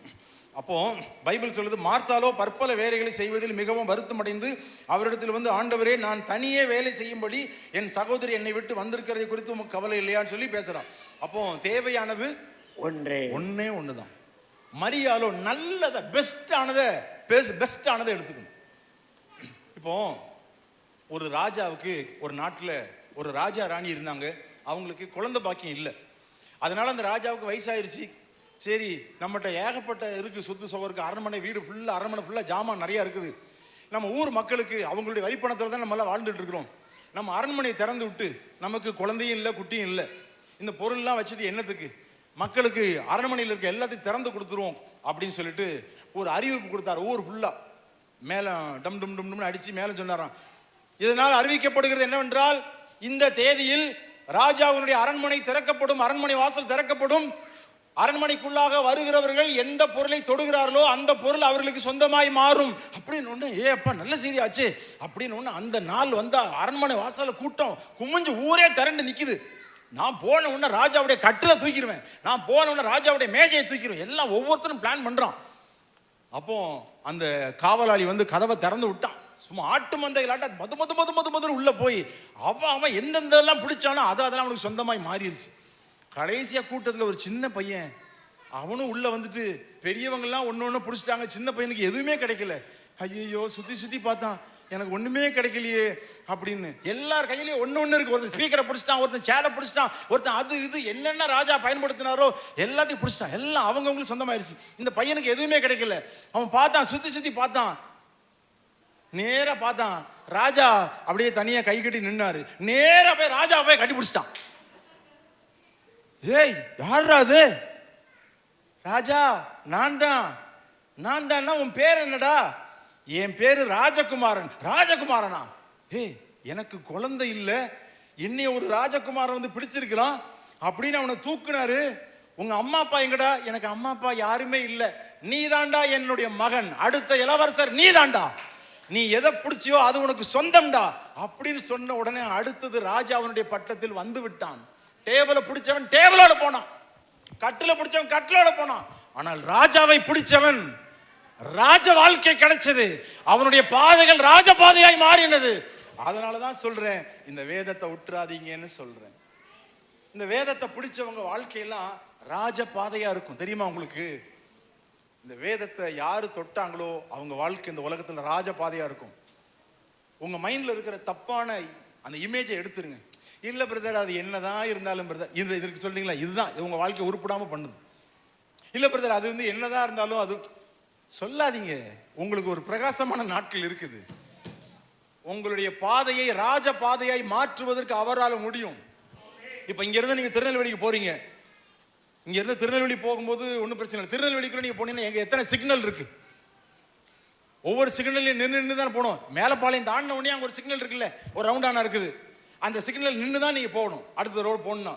அப்படித்தானே? இப்போ நீங்க அதை மாதிரி இங்க இருந்து மதுரை போனீங்கன்னா எத்தனையோ இடத்துல ஊருக்குள்ள போகும்போதுலாம் சிக்னல் இருக்கும். அந்த சிக்னல்லாம் நீங்க நின்று தான் போகணும். இப்போ முதலமைச்சர் விஜய் வந்தாருன்னா சிக்னல் நிப்பார் அவரு? சொல்லுங்க. ஏன்? நீங்களும் நானும் போற அதே ரோடு தான் சார், அதே ரோடு தான். ஆனா அவருக்கு அந்த சிக்னல் வேலை செய்யாது. அவர் முன்னால 10 காரு பின்னால 10 காரு சைரன் போயிட்டே இருப்பாங்க. ஏன்? அவர் இந்த நாட்டினுடைய ராஜா, அதனால அவர் போற பாதையெல்லாம் ராஜ பாதை. அவருக்கு எந்த பாதையும் யாரும் தடை சொல்ல முடியாது. அதே மாதிரி தான் ஆண்டவர் நமக்கும் இந்த வேதத்தை யாரெல்லாம் சொந்தமா வச்சிருக்காங்களோ அவங்க ஆவிக்குரிய வாழ்க்கையில ஒரு ராஜ பாதை இருக்குது, அதை உருவாக்கி தர்றாரு. நீங்க தொட்டு செய்கிறது எல்லாத்தையும் ஆண்டவர் ஆசீர்வதித்து தரணும்னு நினைக்கிறாரு. ஆனா நீங்க கர்த்தருடைய வார்த்தைக்கு முக்கியத்துவம் கொடுக்கணும். மரியாளோ தன்னை விட்டு எடுபடாத நல்ல பங்கை, நல்ல பங்குன்னா அந்த உலகத்துல வார்த்தையை கேட்கறது தான், பாதத்துல வந்து அமர்றது தான், பாதத்துல வந்து அமர்றது தான். ஆனா இன்னைக்கு இந்த பாதத்துல அமர விடாதபடி தடுக்கிறது தான் சாத்தானுடைய வேலை. பைபிள்ல லேகியோன்னு நீங்க கேள்விப்பட்டிருக்கீங்களா? லேகியோன் கேள்விப்பட்டிருக்கீங்களா? அந்த லேகியோன் என்னன்னு சொல்லுங்க பார்க்கலாம்.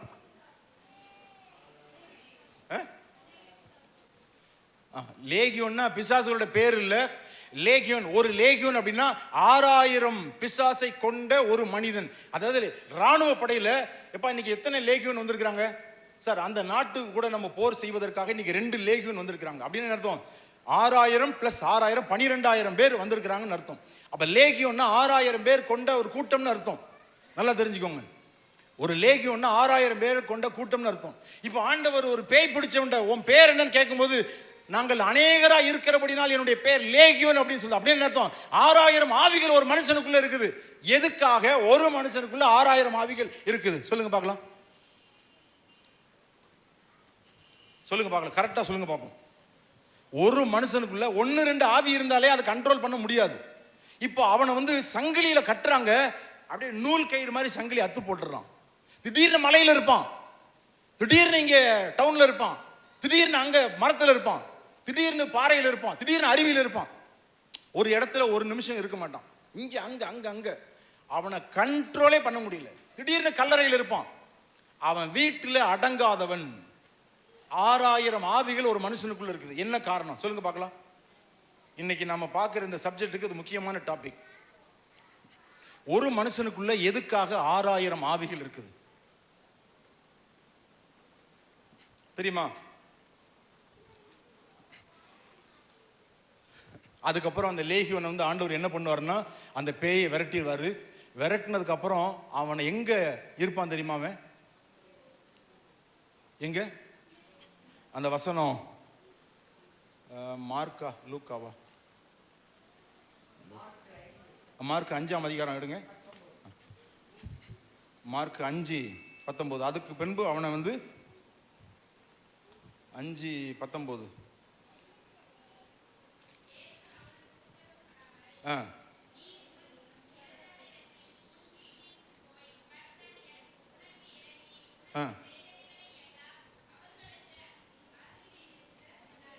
இல்ல அவன் அதுக்கப்புறம் அந்த புத்தி தெளிந்து அவருடைய பாதத்துல உட்கார்ந்துருப்பான் அப்படின்னு வரும் பாருங்க. 15 இயேசுவிடத்தில் வந்து லேகியோனாகிய பிசாசில் பிடித்திருந்தவன் வஸ்திரம் தரித்து உட்கார்ந்து புத்தி தெளிந்திருக்கிறதை கண்டு பயந்தார்கள். இல்ல பாதத்திலே உட்கார்ந்துருப்பான்னு வரும். லூக்கால வரும் நினைக்கிறேன். மத்தேயு மார்க் லூக்காவுல வரும். 8:35 கரெக்ட். 8:35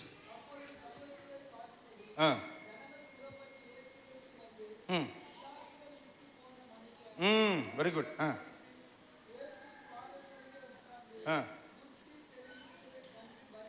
இப்போ பிசாசு விரட்டப்பட்டவன் எங்க உட்கார்ந்திருக்கிறான்? இயேசுடைய பாதத்தில். அப்போ 6000 ஆவிகள் ஒரு மனுஷனுக்குள்ள ஏன் இருக்குதுன்னா ஆண்டவருடைய பாதத்துக்கு போக விடாமல் தடுப்பதற்கு தான் இந்த உலகத்துல அதிகமான ஆவிகள் போராடுகிறது. வேதத்தை மட்டும் நீ எடுத்து படிச்சிடக் கூடாது. வேதத்தை நீங்க எப்பெல்லாம் எடுத்து வாசிக்கிறீங்களோ அப்பெல்லாம் தேவனுடைய பாதத்துல வந்து அமர்கிறீர்கள் என்று அர்த்தம். வேதத்துல வந்து ஆண்டவருடைய பாதத்துல வந்து உங்களை அமர விடாதபடி தடுப்பதற்கு இந்த உலகத்துல ஒரு மனுஷனுக்கு 6000 ஆவிகள் போராட வேண்டி இருக்குது. மற்றவங்களுக்கு எல்லாம் 1-2 இருந்தாலே போதும். இப்ப இந்த லேகியனுக்குள்ள ஏன் 6000 பேய்கள் உள்ள இருக்குது அப்படின்னா இந்த 6000 ஆவிகள் இருந்தாதான் அதுக்கு முன்னால் அவன் ஆண்டவருடைய பாதத்துக்கு போகவே இல்லை. அவன் பார்த்தீங்கன்னா எப்போதும் பிஸி. திடீர்னு இங்கே இருப்பான், அங்கே இருப்பான், அங்கே இருப்பான், சுற்றிக்கிட்டே இருப்பான். ஒரு இடத்துல அவனை பார்க்க முடியாது. இன்னைக்கு கூட நிறைய பேர் அப்படி தான். அந்த டிவி டாக்டர்லாம் பார்த்தீங்கன்னா திங்கக்கிழமை ஈரோடு விஜயம், செவ்வாய்க்கிழமை சேலம் விஜயம், புதன்கிழமை இங்கே அங்கே சுற்றிக்கிட்டே இருப்பாங்க. இதெல்லாம் லேகியோனுடைய ஸ்பிரிட். வேலை வேலை வேலை வேலைன்னு சுற்றிக்கிட்டே இருப்பாங்கல்ல, இதெல்லாம் லேகியோனுடைய ஆவிகள். ஏன்னா லேகியோன் தான் ஆண்டவர் பாதத்துக்கு போக விடாம பிஸ்னஸ் வேலை அதுக்கு இதுன்னு சுத்த வச்சுக்கிட்டே இருக்கிறது. இதெல்லாம் லேகியோனுடைய வேலைகள். எப்போ பார்த்தாலும் ஓடிக்கிட்டே இருப்பாங்க, சிட்டா பறப்பாங்க. வேலை வேலை பிஸி பிஸி பிஸ்னஸ். அவன் அந்த செக் இந்த செக், அந்த பணம் இந்த பணம், இது எல்லாம் லேகியோனுடைய ஸ்பிரிட். கர்த்தருடைய பாதத்தில் எப்போ நீங்க வந்து அமர்றீங்களோ அப்போதான் இந்த லேகியோன் வெளியே போகும். அப்போ இதெல்லாம் நம்ம தெரிந்து கொள்ள வேண்டியது அவசியமா இருக்கிறது. கர்த்தருடைய வார்த்தை இதுதான். ஆதியிலே வார்த்தை இருந்தது, அந்த வார்த்தை அப்போ அந்த வார்த்தைக்கு நாம முக்கியத்துவம் உண்டு. நீ வேதத்தை மறந்தாய், நான் உன் பிள்ளைகளை மறப்பேன்னு ஆண்டவர் சொல்றாரு. அதனால ஆவிக்குரிய வாழ்க்கையில வளருவதற்கு 2 அவசியம். அப்படிதானே? என்னதெல்லாம்? முதல்ல என்னது?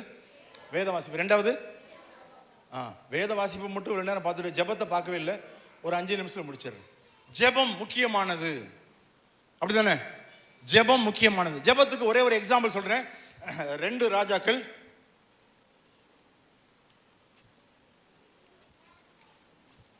18:40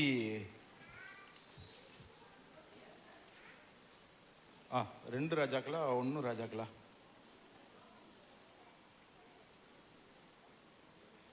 அந்த எலியா உள்ளங்கையளவு மேகம். 1 ராஜாக்கள், மன்னிக்கவும், 1 ராஜாக்கள் 18:42 வாசிங்க.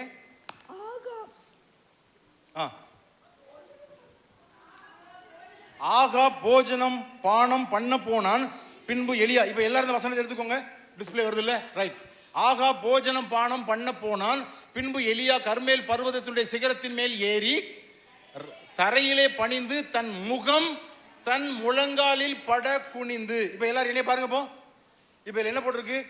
கர்மேல்ங்கிற ஒரு மலை மேல ஏறி தன்னுடைய முகம், இதான முகம், முழங்கால் இது.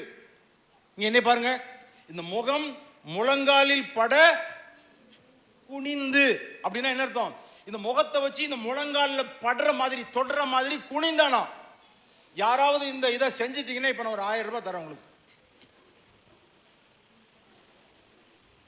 1000 ரூபாய். நின்னுக்கிட்டு முகத்தை வச்சு முழங்கால தொடணும். தொட்டீங்கன்னா 1000 ரூபாய். எனக்கு தெரிஞ்சு முடியாது. ஏன் முடியாது தெரியுமா? ஏன் முடியாது தெரியுமா? தொப்பை இருக்குல்ல, தொப்பை. இந்த தொப்பை தான் முகமும் முழங்காலையும் தொட விடாதபடி தடுப்பது தொப்பை. அப்படின்னா எலியா எப்படி ஜெபித்தாரு? அவர் தொப்பைய பல நாட்கள் காய போட்டாரு. அப்படின்னா அந்த ஜெபத்துக்கு பேரு உபவாச ஜெபம். ஒரு நாள் 2 நாள் இல்ல, பல நாட்கள் ஜெபித்ததனால அவருடைய வயிறு ஒட்டி போச்சு. அதனால முகத்தை வச்சு முழங்காலில் பட குனிந்து ஜெபித்தாராம். ஜெபித்த உடனே ஒரு உள்ளங்கை அளவு மேகம் வந்து பெரிய மலையை கொண்டு வந்ததாம். ஏன்னா 3 வருஷம் மழையே இல்ல, தேசம் காய்ந்து வறட்சியா இருந்துச்சு. செடி புல் பூண்டு மிருகங்கள் எல்லாம் செத்து மடிந்து போனது. இப்போ அந்த மலை வருவதற்காக எலியா கருத்தாய் ஜெபம் பண்ணினான் இருக்குது. அது எப்படி ஜெபிப்புத்தானா? இந்த முகம் முழங்காலில் பட குனிந்து. முடியல. ஏன்னா இந்த தொப்பை இருக்குல்ல, தொப்பைனால முடியல. ஆனா எலியா எப்படி ஈஸியா ஜெபித்தாரு? அப்போ அந்த ஜெபத்தினுடைய ரகசியம் என்னன்னா, அவர் அந்த மாதிரி உபவாசம் இருந்திருக்கிறாரு. அதனால அந்த உபவாச ஜெபத்திற்கு ஒரு வல்லமை வந்து உள்ளங்கை அளவு மேகம் வந்து மிக பெரிய மாற்றத்தை கொண்டு வந்தது. பெரிய மாற்றத்தை. அப்போ ஜெப வாழ்க்கை நம்முடைய வாழ்க்கையில ரொம்ப முக்கியமானது. பையன் லீவுக்கு வந்தான். லீவுக்கு வந்துட்டு வீட்டில் இருந்துட்டு மறுபடியும் ஹாஸ்டல் போனோம். ஹாஸ்டல் போகும்போது அவங்க அம்மாட்ட, அம்மா செலவுக்கு பணம் கொடுங்கம்மா. ஒரு 500 ரூபா கொடுத்தேன். என்னம்மா 500 ரூபா கொடுக்குறீங்க? நீ போட, நான் அனுப்பி வைக்கிறேன், நான் ஜிபேயில் உனக்கு அனுப்பி வைக்கிறேன். 500 ரூபா எடுத்துகிட்டு போயிட்டான். போனதுக்கு பிறகு, தம்பி போகும்போது ஹாஸ்டலில் நீ இருக்கும்போது ஒழுங்காக பைபிள் வாசிக்கணும், ஒழுங்காக ஜெபம் பண்ணணும் அப்படின்னு சொல்லி அனுப்பி விட்டாங்க. சரிம்மா சரிம்மான்னு மண்டையை ஆட்டிட்டு அவன் பைபிளையும் எடுத்துட்டு அவன் போயிட்டான். போனதுக்கப்புறம் 500 ரூபா ஒரே வாரத்தில் செலவாயிருச்சு. அம்மா 500 ரூபா செலவாயிருச்சு, மறுபடியும் பணம். பைபிள் வாசியா? பைபிளில் வாசியம்மா. சரி, பைபிள் வாசியா வாசிக்கலையா? பைபிளில் வாசியம்மா, எனக்கு செலவுக்கு பணம் கொடுங்கம்மா. அவங்க அம்மா மறுபடியும் ஒரு 500 ரூபா ஜிபேயில் அனுப்பி விட்டாங்க. அந்த 500 ரூபா தீர்ந்துருச்சு. மறுபடியும் அடுத்த வாரம், அம்மா செலவுக்கு பணம் வேணுமா? பைபிள் வாசியாடா? ஜெபம் பண்ணியாடா? அம்மா அதெல்லாம் ஒழுங்காதமா செஞ்சுட்டு இருக்கிறேன். மறுபடியும் 500 ரூபா அனுப்புனாங்க. அந்த தீர்ந்துருச்சு. மறுபடியும் அடுத்த 2 வாரம் கழிச்சு மறுபடியும் பணம் கேட்டான். அவங்க அம்மா கேட்டாங்க, டேய் நீ உண்மையிலேயே பைபிள் வாசியா ஜெபம் பண்ணியா? அம்மா நான் ஒழுங்கா பைபிள்லாம் வாசிக்கிறேன், ஒழுங்கா ஜெபம்லாம் பண்றேம்மா. நீ ஒழுங்கா பைபிள் வாசியிருந்த ஜெபம் பண்றேன்னா நான் உன் பைபிளில் ஒரு 5000 ரூபாய் வச்சிருக்கேன்டா, 10 500 ரூபாய் தாள் வச்சிருக்கேன்டா. நீ பைபிள் வாசிக்கும் போது தான் நீ அதை பார்த்துருப்பிய நின்று. ஆனா நீ அதை பைபிள் படிக்கவே இல்லை. 3 வாரம் என்கிட்ட எப்படிடா பொய் சொல்றேன்னு ஒன்று. என்னம்மா சொல்றீங்க? பைபிளை முதல்ல எடுத்தா முதல் பக்கத்திலேயே 10 500 ரூபாய் தாள் இருக்குது. அவன் எடுக்கும்போது பின்னாடி வச்சிருந்தா கூட முன்னாடி பைபிள் வாசிக்கும் போது பின்னாடி பார்க்காம விட்டுருப்பான்ட்டு அவங்க அம்மா முதல் பக்கத்தில் வச்சிருப்பா. திறந்த உடனே அந்த 10 500 ரூபாய் நல்ல திக்கா இருக்கும்ல, அந்த பேஜ் தான் ஓப்பன் ஆகும். அப்போ பைபிள் வாசியா ஜெபம் பண்ணியான்னு கேட்டா அவன் பொய் சொல்றான்ல. மனிதர்களை ஏமாத்திரலாம், தெய்வத்தை ஏமாற்ற முடியாது. இவன் பைபிளை திறந்திருந்தா அந்த உள்ள இருக்கிற அந்த 5000 ரூபாயை அவனுக்கு சொந்தமாக இருந்திருக்கும். இதே மாதிரி தான் பைபிளில் ஒவ்வொரு பக்கங்கள்லையும் ஆண்டவர் நமக்கு நிறைய ஆசீர்வாதங்களை நன்மைகளை வச்சிருக்கிறாரு. இஸ்ரவேல் தேசம் இருக்குல்ல, அந்த இஸ்ரவேல் தேசத்துக்கு வெளிநாட்டிலேருந்து நிறைய சுற்றுலா பயணிகள் வந்துகிட்டே இருக்கிறாங்க. அதனால அங்க ஓடுற காரு, பஸ், ட்ரக்கு, இதுக்கு எல்லாம் விமானத்துக்கு எல்லாம் பெட்ரோல் நிறைய தேவை. இப்ப நம்ம நாட்டில் பெட்ரோல் பஞ்சம் வரப்போகுது. அந்த நாள்ல இஸ்ரவேலுக்கு விரோதமா அரபு நாடுகள்லாம் எழும்பி, நான் இனிமேல் உனக்கு பெட்ரோல் தரமாட்டேன், நீ என்ன பண்ணுவேன்னு பார்க்கலாம் அப்படின்னு சொல்லி, நான் சொல்லுது 1970களில். அப்போ அந்த நாடுகளில் பிரச்சனை வந்த உடனே இஸ்ரவேலுக்கு யாரும் பெட்ரோல் எண்ணெய் கொடுக்க மாட்டேன்னு சொல்லிட்டாங்க. அப்போ என்ன ஆச்சுன்னா அந்த நாட்டுக்கு என்ன பண்ணுன்னு தெரியல. இப்போ நம்ம நாட்டில் இந்தியாவில் ஒரு பெரிய பிரச்சனை வரப்போகுது. என்ன தெரியுமா உங்களுக்கு? பெட்ரோல் டீசல் இன்னும் 55 நாளைக்கு தான் இருக்குது இந்தியாவில். அதனால எல்லாரும் இன்னைக்கு ஜூன்ல இருந்து ஆன்லைன் கிளாஸுக்கு பண்ணிருங்க, வேலைக்கு போறவங்களாம் வீட்டில இருந்து ஒர்க் பண்ணுங்கன்னு பாரத பிரதமர் மோடி சொல்ல ஆரம்பிச்சிட்டாரு. தங்கம் 1 வருஷத்துக்கு வாங்காதீங்க, நிறைய ரூல்ஸ் வருது. ஏன்னா அங்க ஈரான்ல நிறைய யுத்தம் நடந்துகிட்டு இருக்கனால அங்க ஈரான்ல இருந்து ஏற்றுமதி செய்யப்படுகிற எந்த கப்பலும் அந்த ஸ்ட்ரைட் ஆஃப் ஹார்மோஸ் தாண்டி வர முடியல. அதனால உலக நாடுகளுக்கு எண்ணெய் ஏற்றுமதி இல்லை. அதனால இப்ப இந்தியா மிகப்பெரிய அபாயத்தை நோக்கி போய்கிட்டு இருக்குது. இத மாதிரி இஸ்ரேல் தேசத்துக்கு எண்ணெய் பற்றாக்குறை வந்துச்சு. எல்லா நாடுகளும் அரபு நாடுகள், ஏன்னா அரபு நாடுகள் தானே கேஸ் இதெல்லாம் இருக்குது, பெட்ரோல்லாம், அவன் கொடுக்க முடியான்ட்டான். கொடுக்க முடியான்னு சொன்ன உடனே இந்த இஸ்ரேல் அரசாங்கம் என்ன பண்ணா தெரியுமா? உடனே பெரிய பெரிய அதிகாரிகள் தலைவர்லாம் கூப்பிட்டாங்க. எல்லாம் கூப்பிட்டு நாம ஒரு நாள் ஜெபம் பண்ணுவோம், ஆண்டவரிடத்தில் ஆலோசனை கேட்போம். மனிதன் நமக்கு வாசல் அடைக்கலாம், கதவுகள் அடைக்கலாம், ஆண்டவர் நம்ம எப்ப கூப்பிட்டாலும் உதவி செய்யறவர்னு அந்த இஸ்ரேல் அரசாங்கம் ஆண்டவரை நோக்கி கூப்பிட்டார்களாம். இவங்க ஆண்டவரை நோக்கி ஜெபிக்க ஆரம்பித்த உடனே இப்ப ஆண்டவர் சும்மா இருப்பாரா? அவர் இஸ்ரேல் அரசாங்கத்தை நோக்கி பேச ஆரம்பித்தார். எப்படி பேசுவாரு? பைபிள் வழியா தான் பேசுவார். அப்போ டக்குன்னு என்ன பண்ணாங்க, அங்க பைபிளை திறந்தாங்க. பைபிளை திறந்து ஆண்டவர் பைபிள் மூலமா ஏதாவது பேசுவார்னு பார்த்தா அதுல தேடி பார்க்கும்போது அதுல ஒரு வசனம் அவங்க கண்ணில் பட்டுச்சான். உபாகமும் 25:33 நினைக்கிறேன். ஆசேர் தன் காலை 33:25 மன்னிக்கவும், உபாகமும் 30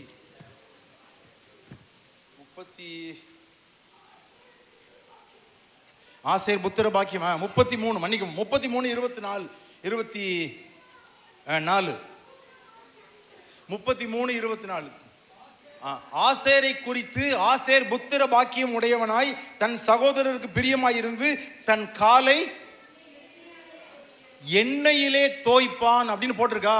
தன் காலை எண்ணெயிலே தோய்ப்பான், இரும்பும் வெண்கலமும் உன் பாதரட்சின் கீழ் இருக்கும், உன் நாட்களுக்கு தக்கதாய் உன் பலனும் இருக்கும்னு அந்த ஒரு வசனத்தை பார்த்த உடனே ஆகா, ஆசேர் கோத்திரத்திற்கு கொடுத்த ஆசீர்வாதத்துல ஆண்டவர் ஒரு ஆசீர்வாதத்தை வச்சிருக்கிறார். என்ன ஆசீர்வாதம்? ஆசேர் தன் காலை எண்ணெயிலே தேய்ப்பான்ட்டு ஒரு வார்த்தையை பார்த்த உடனே இப்ப ஆசேர் கோத்திரத்திற்கு பங்கிட்டு கொடுத்த லேண்ட் எங்க இருக்குது? ஏனென்றால் ஒரு அப்பாவுக்கு 12 பிள்ளைங்க இருந்தாங்கல்ல, அந்த 12 பேருக்கு இஸ்ரவேல் தேசம் பங்கிட்டு கொடுக்கப்பட்டது. அதுல ஒருத்தன் பேர் ஆசேர். அந்த ஆசேருக்கு எங்க பங்கிட்டு கொடுத்தாங்கன்னு மேப்லாம் பார்த்து எடுத்து தேடி பார்த்து அந்த ஆசேர் கோத்திரத்துல போய் அங்க கண்டுபிடிச்சா அங்க ஹைஃபா அப்படிங்கிற ஒரு இடத்துல ஏராளமான எண்ணெய் கிணறுகளை கண்டுபிடிச்சாங்களாம். அரபு நாடுகள் கைவிரிச்சான்னு ஆண்டவர் கைவிட மாட்டார். ஏன்? வேதத்தை ஆண்டவரிடத்துல ஜெபிக்கும் போது ஆண்டவர் அவங்களுக்கு பதில் கொடுத்தார். ஆசேர் கோத்திரம் தன் காலை எண்ணெயிலே தோய்ப்பான்ட்டு. பின்னால மேப்ல பாத்தீங்கன்னா தெரியும் ஆசேர் கோத்திரம் பாருங்க, அதுல பின்னால மேப் பாருங்க, அந்த பைபிள் கடைசி பக்கத்துல அந்த 12 கோத்திரத்தினுடைய பெயர் போட்டிருக்கும் பாருங்க. ஒரு கட்டத்துல அதுல ஆசேர் கோத்திரம் எங்க இருக்குன்னு பாருங்க, எத்தனாவது நம்பர்னு பாருங்க. நான் இதோட முடிச்சிடுறேன். 8 அந்த மேப்ல 8 எந்த இடத்துல இருக்குன்னு பாருங்க. அதுதான் ஆசேர் கோத்திரத்திற்கு ஆண்டவர் பங்கிட்டு கொடுத்த இடம். அங்க ஹைஃபா, நீங்க கூகுள் மேப்ல ஹைஃபான்னு அடிச்சு பாத்தீங்கன்னா அந்த ஆசேர் கோத்திரத்திற்கு பங்கிட்டு கொடுக்கப்பட்ட கடற்கரை ஓரம் துறைமுகம், அந்த ஹைஃபால தான் பாத்தீங்கன்னா அங்க போர் போட்டு எடுத்தா ஏராளமான எத்தனையோ வருஷத்துக்கு தேவையான எண்ணெய் கிணறுகள் அங்க இருக்குதான். அதை பார்த்த உடனே இஸ்ரவேல் அரசாங்கம் ஆண்டவருக்கு நன்றி சொல்லி அந்த எண்ணெய்கள் எடுத்து பயன்படுத்தினார்கள். அப்போ ஒரு நாடு ஆண்டவரை நோக்கி கூப்பிட்டுச்சுன்னா ஆண்டவர் அந்த நாட்டுக்கு உதவி செய்வார். ஒரு குடும்பம் ஆண்டவரை நோக்கி கூப்பிட்டா ஆண்டவர் உதவி செய்வார், ஆண்டவர் நம்மை ஆசீர்வதிப்பார். அப்போ ஆவிக்குரிய வாழ்க்கையில வளருவதற்கு என்னெல்லாம் அவசியம்? வேத வாசிப்பு, ஜெபம் அவசியம். முதல்ல வேத வாசிப்பு வைங்க, ரெண்டாவது ஜெபம். வேதம் மட்டும் வாசிச்சுட்டு ஜெபத்தை விட்டீங்கன்னாலும் பிரச்சனை. அதனால வேத வாசிப்பு, ஜெபம் ரெண்டையும் நீங்க சரியா செய்தீங்கன்னா நம்ம வாழ்க்கையில கிடைக்க வேண்டிய சகல நன்மைகளும் தடை இல்லாம கரெக்டா கிடைச்சிட்டே இருக்கும். ஆனா நல்ல கவனிங்க, இந்த ஜெபத்தையும் வேத வாசிப்பு எதையாவது ஒன்றை கட் பண்றதுக்கு சாத்தா உங்க வாழ்க்கையில போராடுவான். இன்னைக்கு ஒருவேளை வேத வாசிக்க முடியலன்னா நாளைக்கு அந்த பகுதியை சேர்த்து வாசிச்சிருங்க, ஆண்டவர் உங்களை ஆசீர்வதிப்பார். தலைகளை தாழ்த்தி ஜெபிக்கலாமா? கர்த்தர் நல்லவர். எல்லாம் எழுந்து நிற்க முடியாத கூட எழுந்துருங்க. உட்காந்துட்டீங்கல்ல ரொம்ப நேரம், கொஞ்சம் எந்திரிச்சுன்னா கொஞ்சம் கால் நரம்புகள்லாம் சுலுக்கு எடுத்த மாதிரி இருக்கும். கொஞ்சம் அப்படி இருக்கிற இடத்துல எழுந்திருக்க பார்க்கலாம். கர்த்தர் நல்லவர். இன்னைக்கு ஆண்டவர் நம்மோடு கூட பேசி இருக்கிறார். கர்த்தருடைய வேதத்துக்கு முக்கியத்துவம் கொடுக்கிறவர்களை ஆண்டவர் அளவில்லாமல் ஆசீர்வதிப்பார். நான் என்னுடைய வேதத்தை எழுதி கொடுத்தேன், அதை நீங்கள்